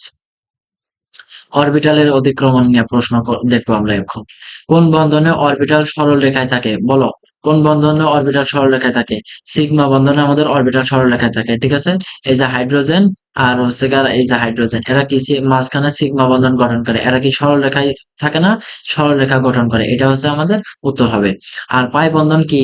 পাশাপাশি, এই যে এখানে ধরো সরি, এখানে পাই বন্ধন আছে, এখানে পাই বন্ধন আছে। ঠিক আছে? এই যে পাশাপাশি অতিক্রমণ করছে। ঠিক আছে? তাহলে এটা কি? পাই বন্ধন আমাদের পাশাপাশি অতিক্রমণ ঘটে, আর সরাসরি সরল রেখায় থাকে, এটা হচ্ছে আমাদের সিগমা বন্ধন। কথা বুঝতে পারো তো? সমস্যা হয় না? পড়াশোনার সমস্যা হয় না? কিভাবে পড়াচ্ছি? সমস্যা হবে না তো এভাবে পড়াইলে? চ্যানেলের ভিতর আরো ভিডিও আছে, দেখে আসো, তোমার জন্য ভালো হবে, অনেক উপকার হবে। কোনটিতে তড়িৎযোজী বন্ধন থাকলেও যথেষ্ট সমযোজী? কোনটিতে তড়িৎযোজী বন্ধন থাকলেও যথেষ্ট সমযোজী? Aluminium chloride. ঠিক আছে? এটা কিভাবে? দেখো, অ্যালুমিনিয়াম এটা একটা সমযোজী মানে এটা আর কি, মূলত এর ভিতর দিয়ে তড়িৎ প্রবাহ হয়। অ্যালুমিনিয়াম ট্রাইক্লোরাইড, এটার ভিতর দিয়ে তড়িৎ প্রবাহ হয়, কিন্তু এটা আবার ফের একটা সমযোজী বন্ধনও গঠন করে। এখন তড়িৎ কাদের ভিতর দিয়ে প্রবাহিত হয় বলতো? আয়নিক যৌগের ভিতর দিয়ে তড়িৎ প্রবাহিত হয়। যৌগ আয়নিক যৌগের ভিতর দিয়ে তড়িৎ প্রবাহিত হয়। অ্যালুমিনিয়াম ট্রাইক্লোরাইড এটা একটা আয়নিক যৌগ, এটা তো আমরা জানতাম। তাহলে এটার ভিতর দিয়ে তড়িৎ প্রবাহ হবে। এখন এই অ্যালুমিনিয়াম ট্রাইক্লোরাইড আয়নিক যৌগের পাশাপাশি আমাদের সমযোজী ধর্ম প্রকাশ করে। যার, বুঝতে পারছো?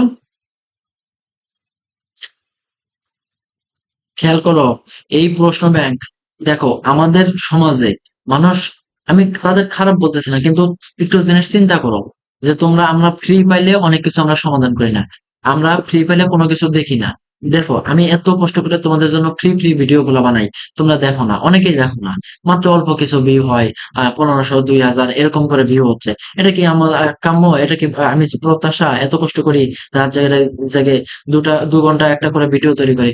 অথচ দেখো, এই প্রশ্ন ব্যাংকে যদি আমি তোমাদেরকে বলতাম যে প্রশ্ন ব্যাংক সমাধান কোর্স, ঠিক আছে, দাও 500 টাকা দাও, 1000 টাকা দাও, একটা কোর্স চালু করলাম, কম করে হলেও যদি 100 জন এনরোল করতে আমার কোর্সে, কত পাইতাম? 1000 করে ধরলে 1 লাখ টাকা পাইতাম। 1000 করে ধরলে তো 1 লাখই আসে না? 1 লাখ টাকা পাইতাম না? তো আমার কিন্তু ইনকাম হতো, কিন্তু মাঝখান থেকে কি পাইলাম? ফ্রি ভিডিও গুলো করে দিচ্ছি, কিছুই তো পাচ্ছি না। তোমরা তো তাও দেখো না। তোমরা দেখবা ওই যে কোর্সের ভিতর নিশ্চয়ই ভালো কিছু আছে, ওই কোশ্চেন ব্যাংক অ্যানালাইসিস করবে। তোমরা অবশ্যই একটা কোর্সে ভর্তি হওয়া, ভর্তি হওয়ার পর দেখবা যে এই ভিডিওগুলো আর ওই ভিডিওগুলোর মধ্যে কোনো পার্থক্য আছে কিনা। ঠিক আছে? তোমরা দেখবা, তোমরা নিজেরাই চিন্তা করে তারপর আমার সাথে কথা বলবা। ঠিক আছে? আমার কমেন্ট বক্সে দরকার গালি দিয়ে যাবা। আমি যদি মিথ্যা বলে থাকি আমার কমেন্ট বক্সে গালি দিয়ে যাবা। হ্যাঁ, তবে আছে ভালো ভালো কিছু আছে, কোচিং আছে, সেগুলোর বিরোধিতা আমি আজও করবো না, কালও করবো না, কেউ করতে পারবে না। এসিএস আছে, উদ্ভাস আছে, এদের বিরোধিতা করার মতো ক্ষমতা আছে? এরা তো ভালো পড়ায়, কিন্তু এই যে এমনি আমার মতো মানে নর্মাল কেউ একজন এসে একটা কোর্স ছাড়লো, কোশ্চেন ব্যাংক অ্যানালাইসিস, 1,000 টাকা, ভর্তি হয়ে যাও, ভর্তি হও, কোনো সমস্যা নাই, এগুলো ভিডিও, ফ্রি ভিডিওর কোনো মূল্য নাই, দেখবা তো ওগুলাই, সমস্যা নাই, ভর্তি হও, তোমাদের লাভ ওখানে। খেয়াল করো, এরপর আমরা আসছি শঙ্কর অরবিটালের প্রকারভেদ। এখান থেকে বেশি একটা প্রশ্ন আসে না। কোনটি অধিক স্থিতিশীল বলো? এটা তো প্রথম দিকের প্রশ্ন। কোনটি অধিক স্থিতিশীল? এটা হচ্ছে আমাদের মনে রাখো D10 S2, এটা আমাদের অধিক স্থিতিশীল। তারপর হচ্ছে D10 S1, তারপর এটা অধিক স্থিতিশীল। তারপর হচ্ছে D5 S2, এটা আমাদের, তারপর D5 S1, এগুলো আমাদের অধিক স্থিতিশীলতা প্রদর্শন করে। ঠিক আছে, এগুলা তোমাদেরকে মুখস্থ রাখতে হবে, মনে রাখতে হবে, ঠিক আছে, মনে রাখতে হবে। এরপরের প্রশ্নটা খেয়াল করো, কি দেওয়া আছে। ভাই তোমাদের কিছু কথা বললাম, মন খারাপ করো না, তোমরা এই কাজগুলো করো, এরকম ব্যবহার করো, তাই আমি তোমাদেরকে বললাম। আমি খুবই সরি যদি কাউকে কষ্ট দিয়ে থাকে, আমি আন্তরিকভাবে দুঃখিত। আমি কারোর বিরোধিতা করতেছি না, সে হয়তো তার কোর্সে ভালো কিছু দেখায়, কিন্তু এগুলা কিন্তু খারাপ না, এটা বলতেছি। দেখো একটা যৌগ দেওয়া আছে কপার NH3 4, তারপর 2+, এটা আমাদের জ্যামিতিক আকৃতিটা কি হবে? এটা আমাদের সমতলীয় বর্গাকার গঠন করবে, এরকম একটা স্কোয়ার তৈরি করবে, ঠিক আছে, এরকম একটা স্কোয়ার তৈরি করবে, এরকম স্কোয়ার তৈরি করে, সমতলীয় বর্গাকার গঠন করে, ঠিক আছে, এই যে এরকম স্কোয়ার তৈরি করে। এখন এটা হচ্ছে কার, এটা মুখস্থ রাখতে হবে, কপার NH3 4 2+, এটা সমতলীয় বর্গাকার, 6 সন্নিবেশ সংখ্যা বিশিষ্ট, 6 সন্নিবেশ সংখ্যা বিশিষ্ট সন্নিবেশ যৌগ কোনটা? আগে খেয়াল করো, 6 সন্নিবেশ সংখ্যা বিশিষ্ট সন্নিবেশ যৌগ বলতে কি বোঝাইছে? কোন বলছে যে কোন যৌগটাতে লিগ্যান্ড আছে 6টা, লিগ্যান্ড আছে 6টা, ঠিক আছে। আমাদের আগে দেখতে হবে লিগ্যান্ড কোনগুলা। আমাদের লিগ্যান্ড 4টা পড়তে বলছিলাম, আমি অন্য একটা ভিডিওতে দেখাই দিয়েছিলাম, লিগ্যান্ড 4টা কি কি? অ্যামোনিয়া, অ্যামোনিয়া, তারপর হচ্ছে আমাদের সায়ানাইড একটা লিগ্যান্ড, তারপর হচ্ছে ক্লোরাইড একটা লিগ্যান্ড, আর একটা কি বলছিলাম, পানি একটা লিগ্যান্ড, ঠিক আছে। এগুলো আমাদের পরিচিত, আরো লিগ্যান্ড থাকতে পারে, কিন্তু এগুলো দ্বারাই আমাদের অধিক প্রশ্ন হয়। তাহলে আমাদের এখানে 6টা লিগ্যান্ড আছে কোনটাই দেখো তো, ঘ নম্বর প্রশ্নটা দেওয়া আছে কোবাল্ট NH3 অর্থাৎ এই যে NH3 একটা লিগ্যান্ড, অ্যামোনিয়া একটা লিগ্যান্ড, এটা কয়টা আছে? 6টা, অর্থাৎ 6 সন্নিবেশ সংখ্যা বিশিষ্ট আমাদের যৌগ হচ্ছে ঘ নম্বরটা। এরপরের প্রশ্নটা খেয়াল করো, এরপরের প্রশ্নটা হচ্ছে BF4-, এর আকৃতি হলো BF4, এটার আমাদের সংকরণটা বের করবো। সংকরণ কিভাবে বের করা লাগে, কিভাবে বলতো? সংকরণ বের করো, মনে করো সংকরণকে S দ্বারা প্রকাশ করলাম, তাহলে এটা আমাদের 1/2 V+X, V+X, তারপর আছে প্লাস বি লেখো, বি লেখো, আমি এটা বোঝাচ্ছি, ওয়েট করো, অপেক্ষা করো। তাহলে এখানে 1/2, এটা সংকলন আগে বের করবো। ভি বলতে হচ্ছে গিয়ে শেষ কক্ষপথে ইলেকট্রন। বোরনের শেষ কক্ষপথে ইলেকট্রন কয়টা? বোরনের শেষ কক্ষপথে ইলেকট্রন 3টা না, তাহলে 3 প্লাস এক্স মানে কি? একযোজি ইলেকট্রন কয়টা? অর্থাৎ ওই যে ফ্লোরিন একযোজি ইলেকট্রন না, অর্থাৎ হ্যালোজেন গুলা কয়টা? হ্যালোজেন কয়টা আছে? এখানে 4টা আছে, তাহলে 4 আর 3 7, 7 হলো। আর এখানে কি আছে? -1 আছে না, BF4-, BF4-, এই মাইনাসের কারণে এখানে একটা +1 করে দিবা, ঠিক আছে। -1 আছে, তাহলে কি +1 দিয়ে দিবা, মানে উল্টায় দিবা। তাহলে এর কারণে আমাদের কত হইলো? 4 উত্তর হইলো না? 4 মানে কি? sp3, ঠিক আছে, 4 মানে sp3, এটা আমাদের সঠিক উত্তর হবে, ঠিক আছে, sp3। এখন sp3 যেগুলো থাকে সেগুলা কি তৈরি করে? চতুস্তলকীয়। তাহলে BF4-, এটা একটা চতুস্তলকীয়। আর একটা চতুস্তলকীয় আছে, সেটা কি? CaCH4, মিথেন গ্যাস, এটা চতুস্তলকীয়। দেখো একটু বোঝাইতে টাইম লাগলো, কিন্তু এটা সামনে পাবা আর কি অনেকগুলো প্রশ্ন। এর পরবর্তী প্রশ্নটা বলছে কোনটির sp3 হাইব্রিডাইজেশন বিদ্যমান? কোনটির sp3 হাইব্রিডাইজেশন বিদ্যমান? sp3 হাইব্রিডাইজেশন, এখন আমরা তো বের করতে পারি অ্যামোনিয়া NH4+, এটা আমরা বের করি। তাহলে আমরা কি আহ সংকরণ S সমান কি? 1/2 V+X প্লাস বি, ঠিক আছে। তাহলে আমাদের কি এখানে 1/2 ভি কত? নাইট্রোজেনের শেষ কক্ষপথে ইলেকট্রন কয়টা? 5টা, তাহলে 5 প্লাস এক্স একযোজি ইলেকট্রন কয়টা? 4টা, হাইড্রোজেন আছে কয়টা? 4টা, তাহলে কত হইলো? 9। আর এখানে কি আছে? +1 আছে, তাহলে কি বলছিলাম? বিপরীতটা করে দিতে, তাহলে +1 আছে, -1 করে দিবা, ঠিক আছে। তাহলে উত্তর কত হলো? 5 4 9, 9 থেকে 1 বাদ দিলে 8, 8 থেকে 8 কে 2 দ্বারা ভাগ করলে আমাদের 4 হয়, অর্থাৎ এটা আমাদের sp3, এটা আমাদের সঠিক উত্তর হবে। এরপরে প্রশ্নটা বলছে 5 নাম্বার প্রশ্নটা, এটা আমাদের মুখস্থ করতে হবে। এটা কিছু করার নাই, এটা মুখস্থ করে নিও, কারণ এত বড় জিনিস আমি তোমাকে ডি DSP2 এটা কেন বের হলো এটা বোঝাইতে গেলে আমার পুরো আধা ঘন্টা লেগে যাবে। এটা তোমরা একটু মুখস্থ করে নিবা। বেনজিন অণুতে কি ধরনের সংকরণ থাকে? বেনজিন অণুতে sp2 থাকে, ঠিক আছে। আমাদের বেনজিন হচ্ছে এইরকম গঠন করে, ঠিক আছে। তো পঞ্চ হয়ে গেল। দাঁড়াও একটু বেনজিন আঁকায় দেখাই দেই তোমাদের। এটা হচ্ছে আমাদের বেনজিন অণু, বাপরে, এ হচ্ছে আমাদের বেনজিন অণু। হইলো না ভাই, আমার এখন সম্ভব হচ্ছে না। দেখো চেষ্টা করে আঁকাইলে আমার কি, বেনজিন অণু, এই বেনজিন অণুতে এই যে এইখানে আর কি আমাদের sp2 সংকলন থাকে, ঠিক আছে, sp2 সংকলন থাকে। ওই এরপরে প্রশ্ন না, এখন বলছে একটা প্রশ্ন দেওয়া আছে C2H4, C2H4 বলতে কোনটা বোঝায়, কি বলো? C2H4 এটা মানে হচ্ছে CH2 ডাবল বন্ড CH2।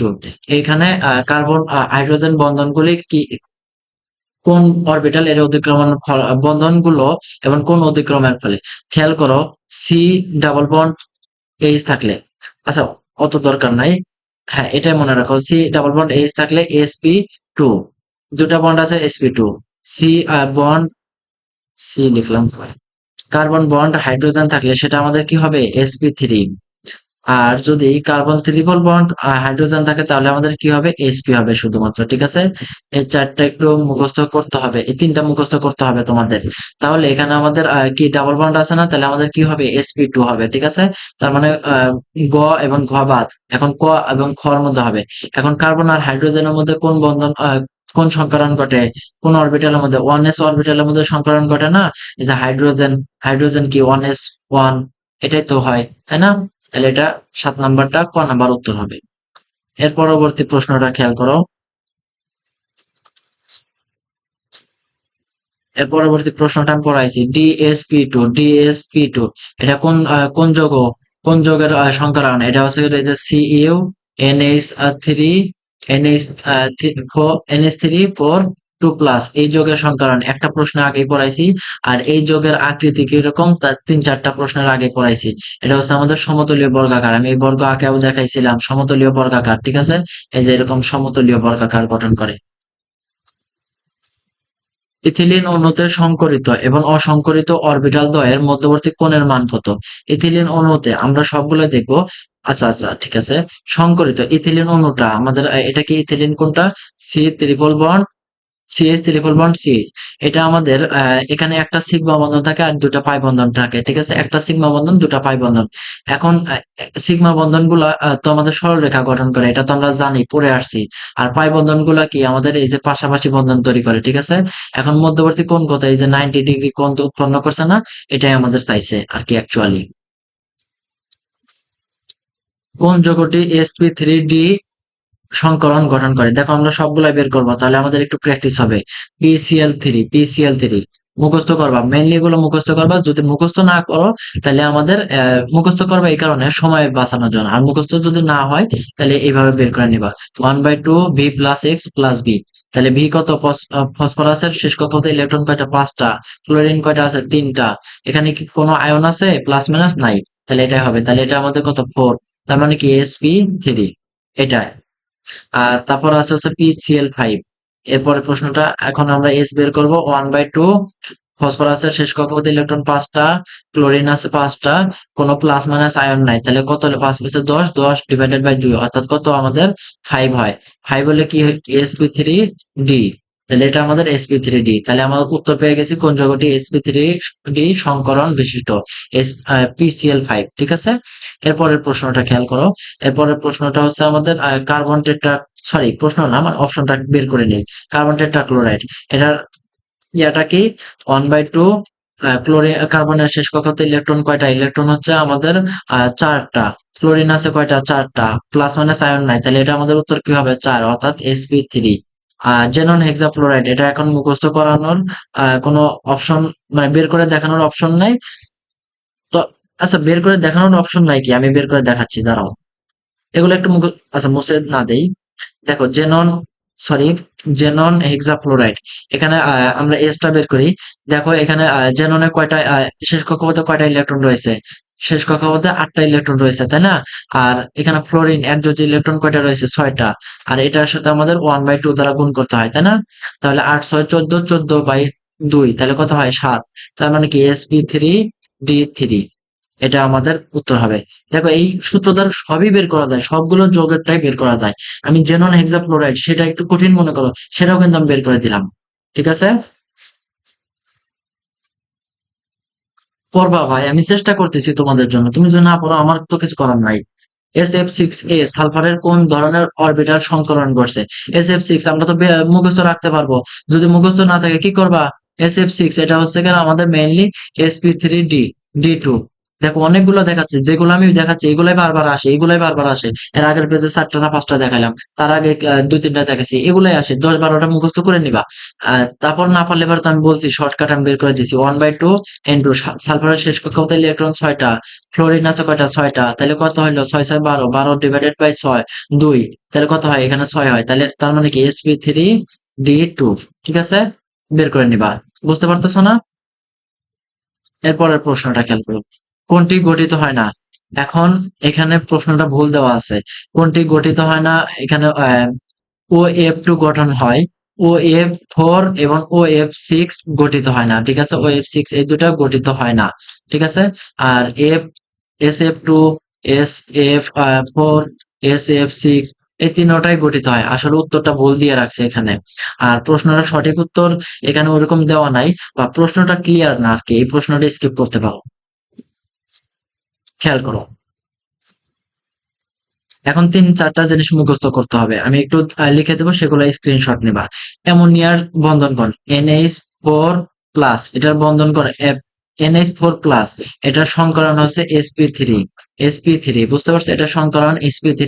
আর এর বন্ধন কোণ হচ্ছে 104.5 ডিগ্রি। আর কার বন্ধন কোণ 104.5 ডিগ্রি? মিথেনের বন্ধন কোণ সংকরণ sp3, এটার বন্ধন কোণ 104.5 ডিগ্রি, 104.5 ডিগ্রি। ঠিক আছে, আর মিথেন শুধুমাত্র, সরি, অ্যামোনিয়া, এটাও আমাদের sp3 বন্ধন গঠন করে। ঠিক আছে, এটা আমাদের sp3 বন্ধন সংকরণ গঠন করে। এটার কোণ হচ্ছে 107। আর পানি হচ্ছে আমাদের পানিও আমাদের sp3 গঠন করে, এটার কোণ হচ্ছে আমাদের 104.5 ডিগ্রি। আর এই যে একটা 90 ডিগ্রি কোণ দেওয়া আছে, এটা হচ্ছে আমাদের H2, সরি, PCl5, এটা হচ্ছে আমাদের 90 ডিগ্রি কোণ। ঠিক আছে, এটা আমাদের 90 ডিগ্রি কোণ। আর H2S এটা হচ্ছে আমাদের 92 ডিগ্রি কোণ। এখানে 120 ডিগ্রি কোণও হয়, মানে 90 120 দুটাই থাকে। এই পেজটা একটু স্ক্রিনশট মেরে রাখো, তোমাদের জন্য উপকার হবে, আমার তো কোনো লাভ নাই।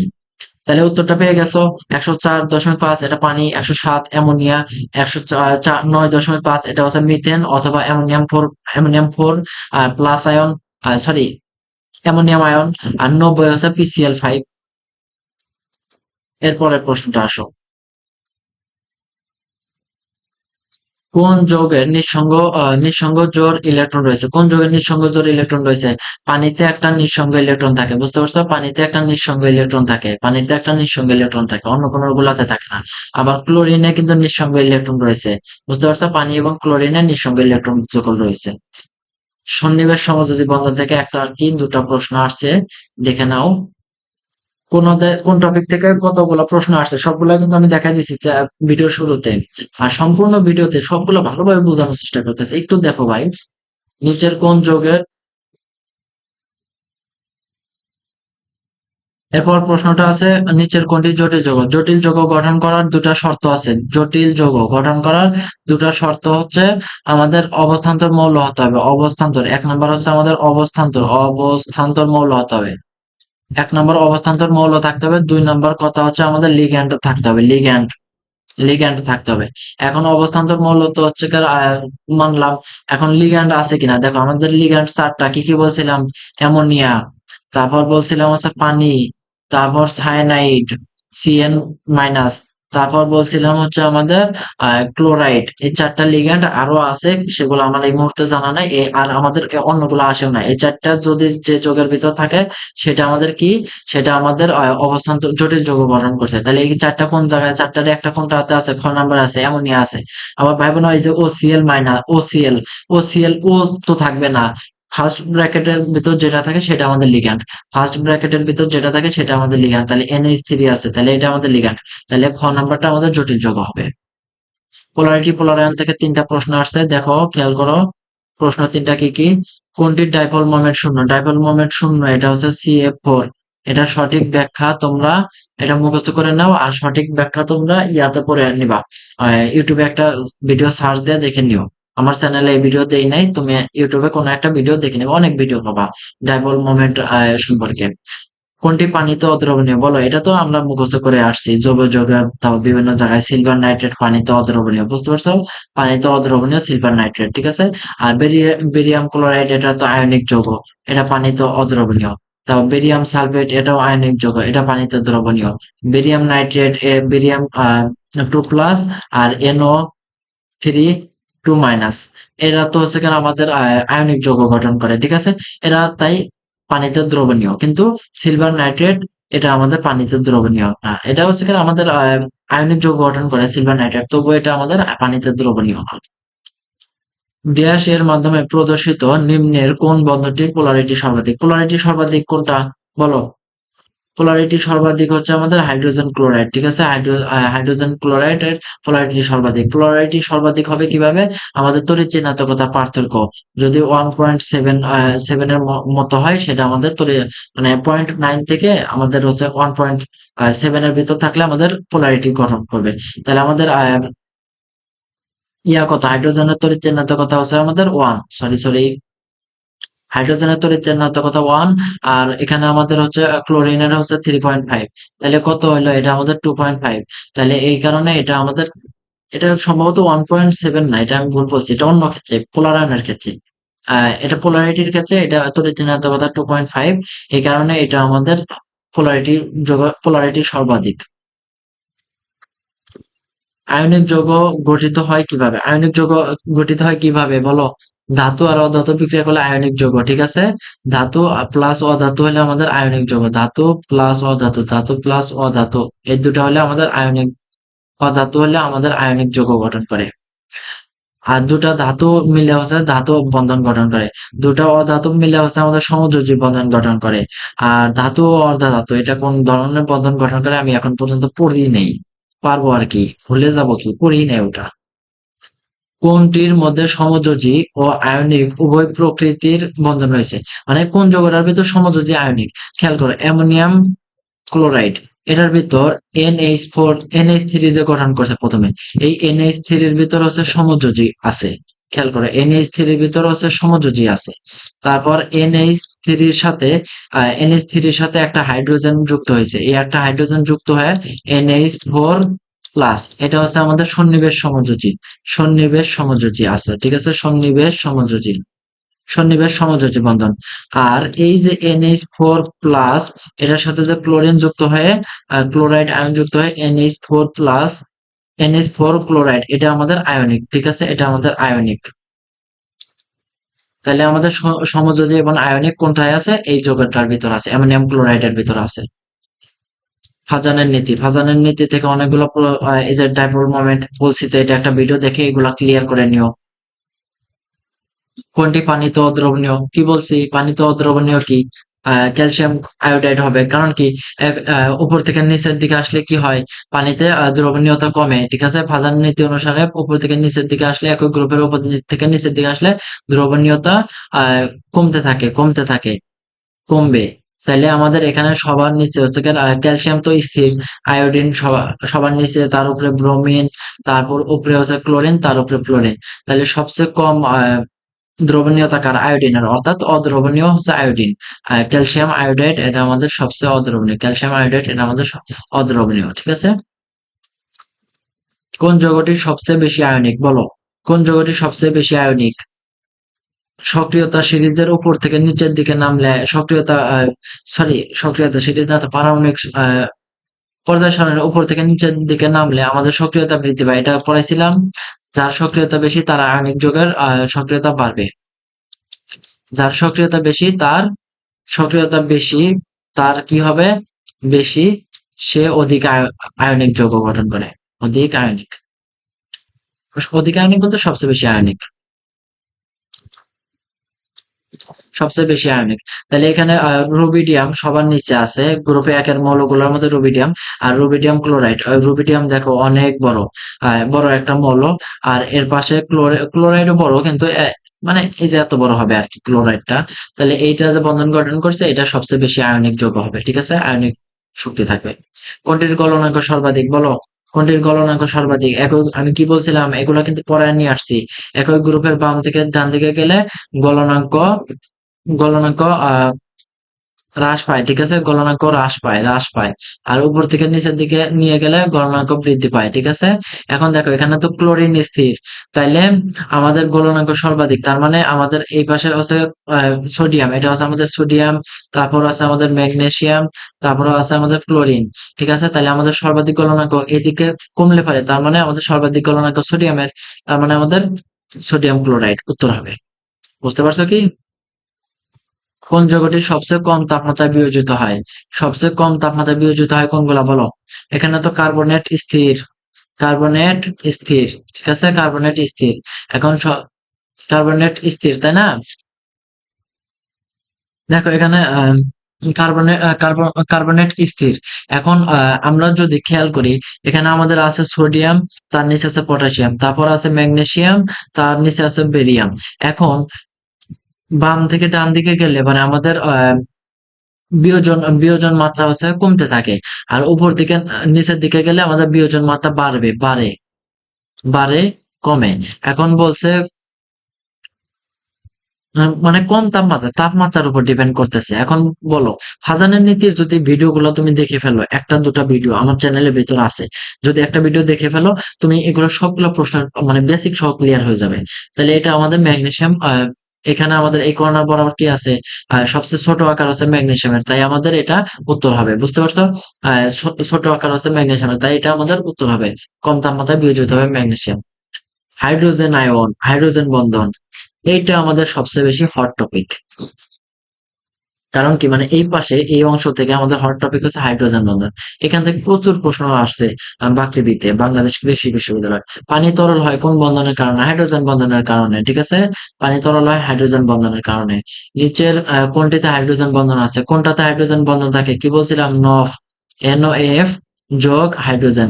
তাহলে কি NH3, তারপর হচ্ছে H2O, আর হচ্ছে হাইড্রোজেন ফ্লোরাইড, এই তিনটার ভিতর আমাদের হাইড্রোজেন বন্ধন আছে, ঠিক আছে। কোনটির স্ফুটনাঙ্ক সবচেয়ে কম? এটা মুখস্থ করতে হবে। এটা হচ্ছে C2H5। ও এটা এটা হচ্ছে মুখস্থ, এটা জৈব যৌগ অধ্যায়ের প্রশ্ন এখানে দিয়ে দিছে। নিচের কোনটিতে হাইড্রোজেন বন্ধনের প্রভাব নেই? কোনটাতে হাইড্রোজেন বন্ধনের প্রভাব নেই? এখানে হচ্ছে পানিতে হাইড্রোজেন বন্ধন আছে, তারপর বরফে আছে, অ্যামোনিয়াতেও তো হাইড্রোজেন বন্ধন আছেই, এটা তো বললাম একটু আগে। এখন জলীয় বাষ্পে হাইড্রোজেন বন্ধনের কোনো প্রভাব নেই, কারণ কি, ধরো জলীয় বাষ্পটা কি মূলত পানির না, পানিটাই আমাদের বাষ্প আকারে পরিণত হয়েছে। তার মানে কি, একটা হাইড্রোজেন এখানে আর একটা অক্সিজেন এখানে, এখানে এখানে, মানে অনেক দূরে দূরে, জলীয় বাষ্প অনেক দূরে দূরে বসবাস করতেছে না। তো এদের মধ্যে ভ্যান্ডার ওয়ালস বল বা আন্তঃআণবিক আকর্ষণ শক্তি অনেক কম, যার কারণে হাইড্রোজেন আর অক্সিজেন একসাথে থাকতে পারে না, অর্থাৎ হাইড্রোজেন বন্ধন তৈরি করতে পারে না। তার কারণে জলীয় বাষ্পে হাইড্রোজেন বন্ধনের কোনো প্রভাব নেই। হাইড্রোফিলিক পদার্থ কোনগুলা? হাইড্রোফিলিক মানে কি, পানিকে দেখে ভয় পাওয়া। হাইড্রোফিলিক মানে হচ্ছে ভয় পাওয়া, ফিলিক মানে হচ্ছে পানিকে ভয় পাওয়া, ফিলিক মানে হচ্ছে পানিকে, ফিলিক, এটা মনে রাখো, ফিলিক মানে পানিকে ভয় পাও কে কে বলো? পানিকে ভয় পাও কে কে? সাঁতার পারো না কে কে? সাঁতার শিখতে হবে। এই দুনিয়ায় সাঁতার শিখে নিও, যারা যারা অনেকে পারো না শিখে নিও। যারা শহর অঞ্চলে থাকো তারা সুইমিং পুলে যে অন্তত শিখে নিবা, কিছুটা হলে জীবন রক্ষার। কখন তুমি মানে এমন না যে তুমি কোনো পানি পথে চলাচল করো না বলে যেতে হয় না কখনো, অন্তত নিজের জীবনটা শিখে নিও। আমাদের রাজশাহীতে পদ্মাতে এই কিছুদিন আগে 3 থেকে 4 দিন আগে একটা নিউজ পড়লাম। 3-4 জন মিলে বন্ধুরা মিলে গোসল করতে গেছে, সম্ভবত রাজশাহী বিশ্ববিদ্যালয়ের স্টুডেন্ট। গোসল করতে গেছে, একজন তার ভিতর মানে হারায় গেছে আর কি। তো মনে করো কিরকম না, এটা খুবই দুঃখজনক এগুলা, ভয় লাগে। তোমরা একটু শিখে নিবা। ফবি করতে পানিকে ভালোবাসে, পানি ভালোবাসে, ফবি করছে এই কি কি ভালোবাসি, ভালোবাসি, ঠিক আছে। ফবিক পানিকে ভালোবাসে, আর হচ্ছে গিয়ে ফিলিক হচ্ছে পানিকে ভয় পায়। এখন খেয়াল করো, হাইড্রোফিলিক পদার্থ মানে কি, পানিকে ভয় পায় কোনগুলো? আঠা, আঠা কি পানির সাথে মেশে? মেশে না। প্রোটিনও পানির সাথে মেশে না। জিলাটিন, এটা এক ধরনের আঠা জাতীয় একটা পদার্থ, এটা পানির সাথে মিশে না। তাহলে সবগুলো উত্তর হবে। মজা করে করে পড়বা, তাইলে পড়া মজা লাগবে, ভালো লাগবে। আমি তো মজা করে করে পড়তাম সবকিছু। কোনটিতে হাইড্রোজেন বন্ধন গঠনের প্রবণতা বেশি? বলো, কি বলছিলাম?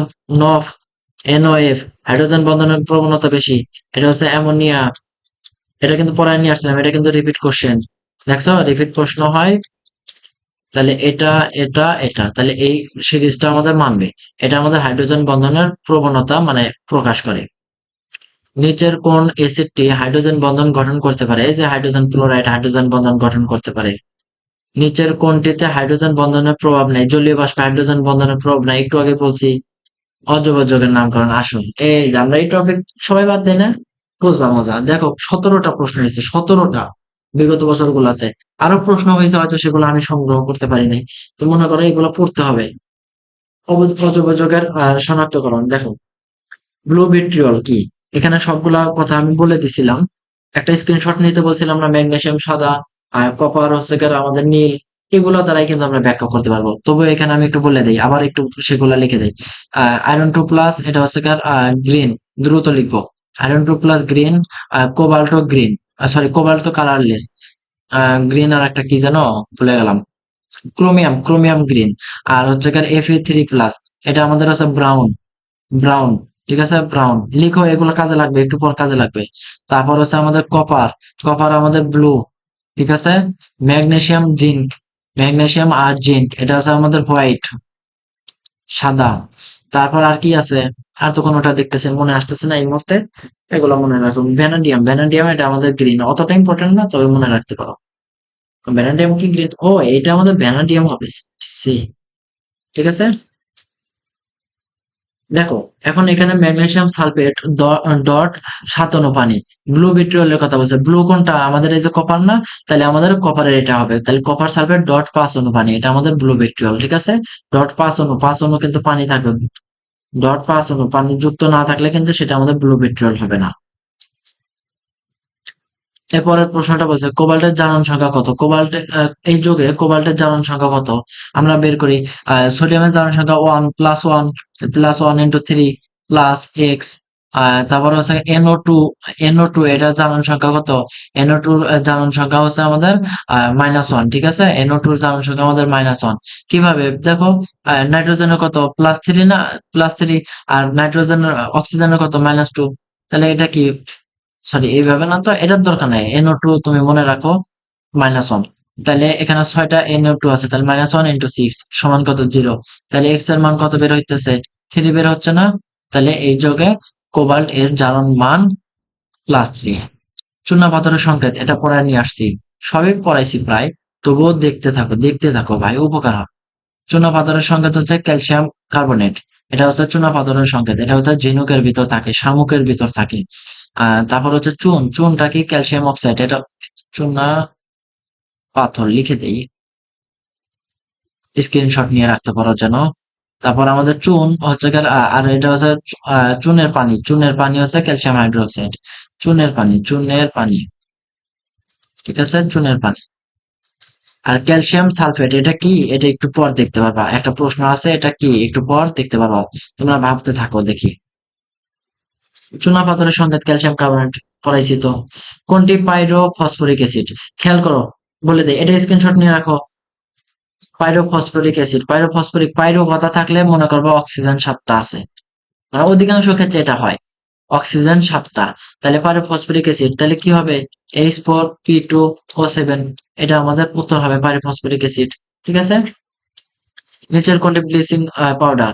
ব্লিচিং পাউডার হচ্ছে এটা আমাদের মনে রাখো সহজে, খুব সহজে মনে রাখবা, এটা তো তোমরা অনেকেই পারো, এটা অনেকটা মনে রাখতে পারো। CaO, চাও সি সি, চাও সি সি, আমি এভাবে মনে রাখতাম নর্মালি, চাও সি সি। আমার মনে থাকতো না তো সংকেতটা, ব্লিচিং পাউডারের সংকেত এটা কাউ সি সি। এপসন সল্ট, এপসন সল্ট হচ্ছে আমাদের যে ম্যাগনেসিয়াম সালফেট আছে না, ম্যাগনেসিয়াম সালফেট ডট 7 অনুপানি, এটা আমাদের এপসন সল্ট, অর্থাৎ এটা আমাদের বলা হয় এপসন সল্ট, মুখস্থ। আর কপার সালফেট ডট 5 অনুপানি, এটা কি? ব্লু ভিট্রিয়ল, ঠিক আছে।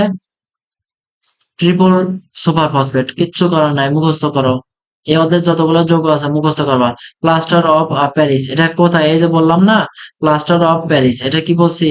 প্লাস্টার অফ প্যারিস, অর্থাৎ এই যে প্যারিসের যে রাস্তা আছে, কোন যেন একটা রাস্তায় মানে প্লাস্টার করা হয়েছে এই ক্যালসিয়াম সালফেট যৌগ দ্বারা। এটা আর কি আমি ইতিহাসে দেখলাম, ইতিহাস বলতে কি গুগল ঘেটে দেখলাম। তো ওইখান থেকে এই যৌগটার নাম হয়েছে হচ্ছে প্লাস্টার অফ প্যারিস। তো একটু আগে বলছিলাম না প্লাস্টার অফ প্যারিস, তো এটা হচ্ছে এর সাথে 2 অণু পানি থাকে, এই যে 2 অণু পানি কিন্তু উপরে থাকে, আর নিচে দিয়ে রাখছেন 2 অণু পানি কিন্তু থাকে, বুঝতে পারছো? ক্যালসিয়াম সালফেট ডট 2 অণু পানি, এটা হচ্ছে আমাদের প্লাস্টার অফ প্যারিস। কাঁদনে গ্যাস, কাঁদানে গ্যাস বলো। কাদায় আমরা লাফিং গ্যাস কি পড়ছিলাম? দুই ধরনের গ্যাস আছে, যার কাঁদতে ইচ্ছা করে সে হচ্ছে কাঁদানে গ্যাস ব্যবহার করবা। সি সিএল3, CCl3 বন্ড NO2, এটা হচ্ছে কাঁদানে গ্যাস। আর লাফিং গ্যাস হচ্ছে কি? NO2, এটা আমাদের লাফিং গ্যাস। NO2 নাকি N2O?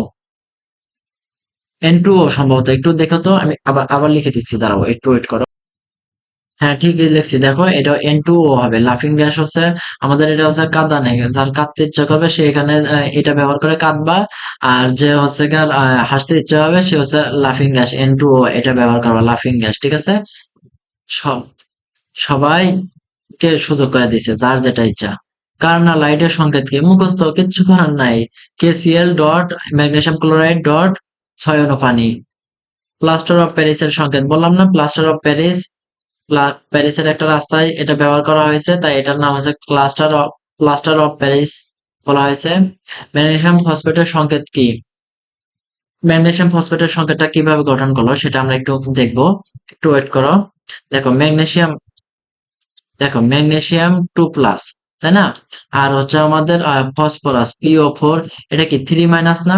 3-, তাহলে এটা কি মানে এদের আয়ন মানে চেঞ্জ করবে, তাহলে ম্যাগনেসিয়াম আর PO4 এটা যুক্ত হবে, তাহলে এখানে এর কত 3, তাহলে এই 3 এখানে চলে আসবে, এর কত 2, এটা এখানে চলে যাবে, তাহলে Mg3PO4 2, এটা আমাদের ম্যাগনেসিয়াম ফসফেটের সংকেত, মুখস্থ থাকবে। কোনটি বরফের সংকেত? বরফ তো হচ্ছে এই যে পানি, বরফ জমে যায়, অনেকগুলা পানি অণু, এই পানি অণু অনেকগুলা, একটা একটা দুটা তিনটা চারটা পাঁচটা হাজারটা পানি জমে বরফ তৈরি করে, তাহলে কি H2O কত সংখ্যক? N সংখ্যক অণু মিলে পানি গঠন করে, তাই H2ON। আবার প্রথম ক নাম্বারটা দিও না। সোডিয়াম টেট্রাসায়ানাইড, সায়ানাইড, এখানে একটু বানান ভুল লিখছে, টেট্রাসায়ানাইড, সায়ানাইড এর সংকেত কি? এটা হচ্ছে আমাদের N2, সরি, হ্যাঁ হ্যাঁ, N2S4O6, অনেকে এটাকে বলা হয় টেট্রাস থায়োসালফেট, সোডিয়াম থায়োসালফেট বলা হয় অনেকে, সোডিয়াম থায়োসালফেট, থায়োসালফেট বলে এটাকে। এটার সংকেত হচ্ছে Na2S4O6, পারবা? বক্সাইটের সংকেত কোনটি? বলো, বক্সাইটের সংকেত কোনটি? বক্সাইটের সংকেত হচ্ছে আমাদের আকরিকের অধ্যায় পড়ছিলাম না 9-এ, Al2.2 Al2O3.2 অনুপানি, এটা হচ্ছে আমাদের বক্সাইটের সংকেত, ঠিক আছে, এটা আমাদের বক্সাইটের সংকেত। হোয়াইট বিট্রিয়ল কি? Zinc sulphate, zinc sulphate dot 7 অনুপানি। এখন তো বলতে পারো ভাইয়া আপনি তো ম্যাগনেসিয়ামের কথা বলছিলেন। হ্যাঁ, ম্যাগনেসিয়াম সালফেটও হোয়াইট বিট্রিয়ল মানে সাদা বর্ণ তৈরি করে, কিন্তু আমাদের মোর অ্যাপ্রোপ্রিয়েট জিঙ্ক সালফেট, বুঝতে পারছো? যদি জিঙ্ক সালফেট না থাকতো তাহলে আমাদের ম্যাগনেসিয়াম সালফেট ব্যবহার করতাম, ঠিক আছে, বুঝতে পারছো? আর কপার সালফেট এটা কি? এটা ব্লু ভিট্রিয়ল। ফেরাস সালফেট এটা কি? এটা হচ্ছে গ্রিন ভিট্রিয়ল। আল্লাহ, সবগুলো প্রশ্ন শেষ করলাম। 150টা, 150টা, গুনে গুনে 149টা প্রশ্ন আছে। বারবার 150 বলতেছি, একটু ভুল বলতেছি, 149টা প্রশ্ন আছে। খুবই কষ্টে শেষ করলাম আলহামদুলিল্লাহ। তোমরা সবগুলো ভিডিও দেখবা। চ্যানেলের ভিতর আরো অনেক ভিডিও দিছি, আই কার্ডে ভিডিও ভিডিও দিয়ে রাখি। তোমাদের ডেসক্রিপশনে যাও, আমি ডেসক্রিপশনের ভিতর কতগুলা লিঙ্ক দিয়ে রাখছি, তোমার যেটা ইচ্ছা তুমি দেখে নাও। তোমার কোন ভার্সিটি পরীক্ষা সেটা দেখে নাও, কোন ভার্সিটির জন্য পড়তে ইচ্ছা করতেছে দেখে নাও। তুমি দেখে দেখে পরে আবার সেগুলো তুমি কাজে লাগাও। বুঝতে পারছো? আর যদি ভিডিওটা ভালো লাগলে ভাইয়া একটু লাইক করবা, সাবস্ক্রাইব করবা। আমার চ্যানেলটা নতুন। আম, এগুলো আমি চাইলে কোর্স চালু স্টার্ট করতে পারতাম, যে প্রশ্ন ব্যাংক সমাধান 1,000 টাকা 2,000 টাকা অনেকে ভর্তি হতো, কিন্তু আমি এই কাজটা করি নাই, সবার কথা চিন্তা করে আমি এই কাজটা করি নাই। তো সেই দিক থেকে একটু আন্তরিকতার দিক থেকে তোমরা আমার চ্যানেলগুলো একটু সাবস্ক্রাইব করো, সবগুলো ভিডিও দেখো, আমাকে একটু হেল্প করো, যেহেতু আমি ইউটিউবে নতুন। আমাকে একটু নতুন হিসেবে আমাকে তোমরা হেল্প করো। তোমরা হেল্প না করলে আমি উঠতে পারবো না। ঠিক আছে ভাইয়া, আজকে এই পর্যন্ত থাকুক। অনেক পড়ান পড়াইছি, অনেকগুলো ইয়ে করছি। তোমরা এগুলো সলভ করবা। বুঝতে পারছো? সলভ করবা। আর যদি তোমাদের এই কোশ্চেনের পিডিএফ লাগে, আমি যে কোশ্চেন দ্বারা সলভ করেছি সেই পিডিএফ লাগলে আমাকে বলবা, আমি পিডিএফ দিয়ে দিবনি তোমাদের। ঠিক আছে? আশা করি ভালো থাকবা, তোমরা সকলে ভালো থাকো। আসসালামু আলাইকুম।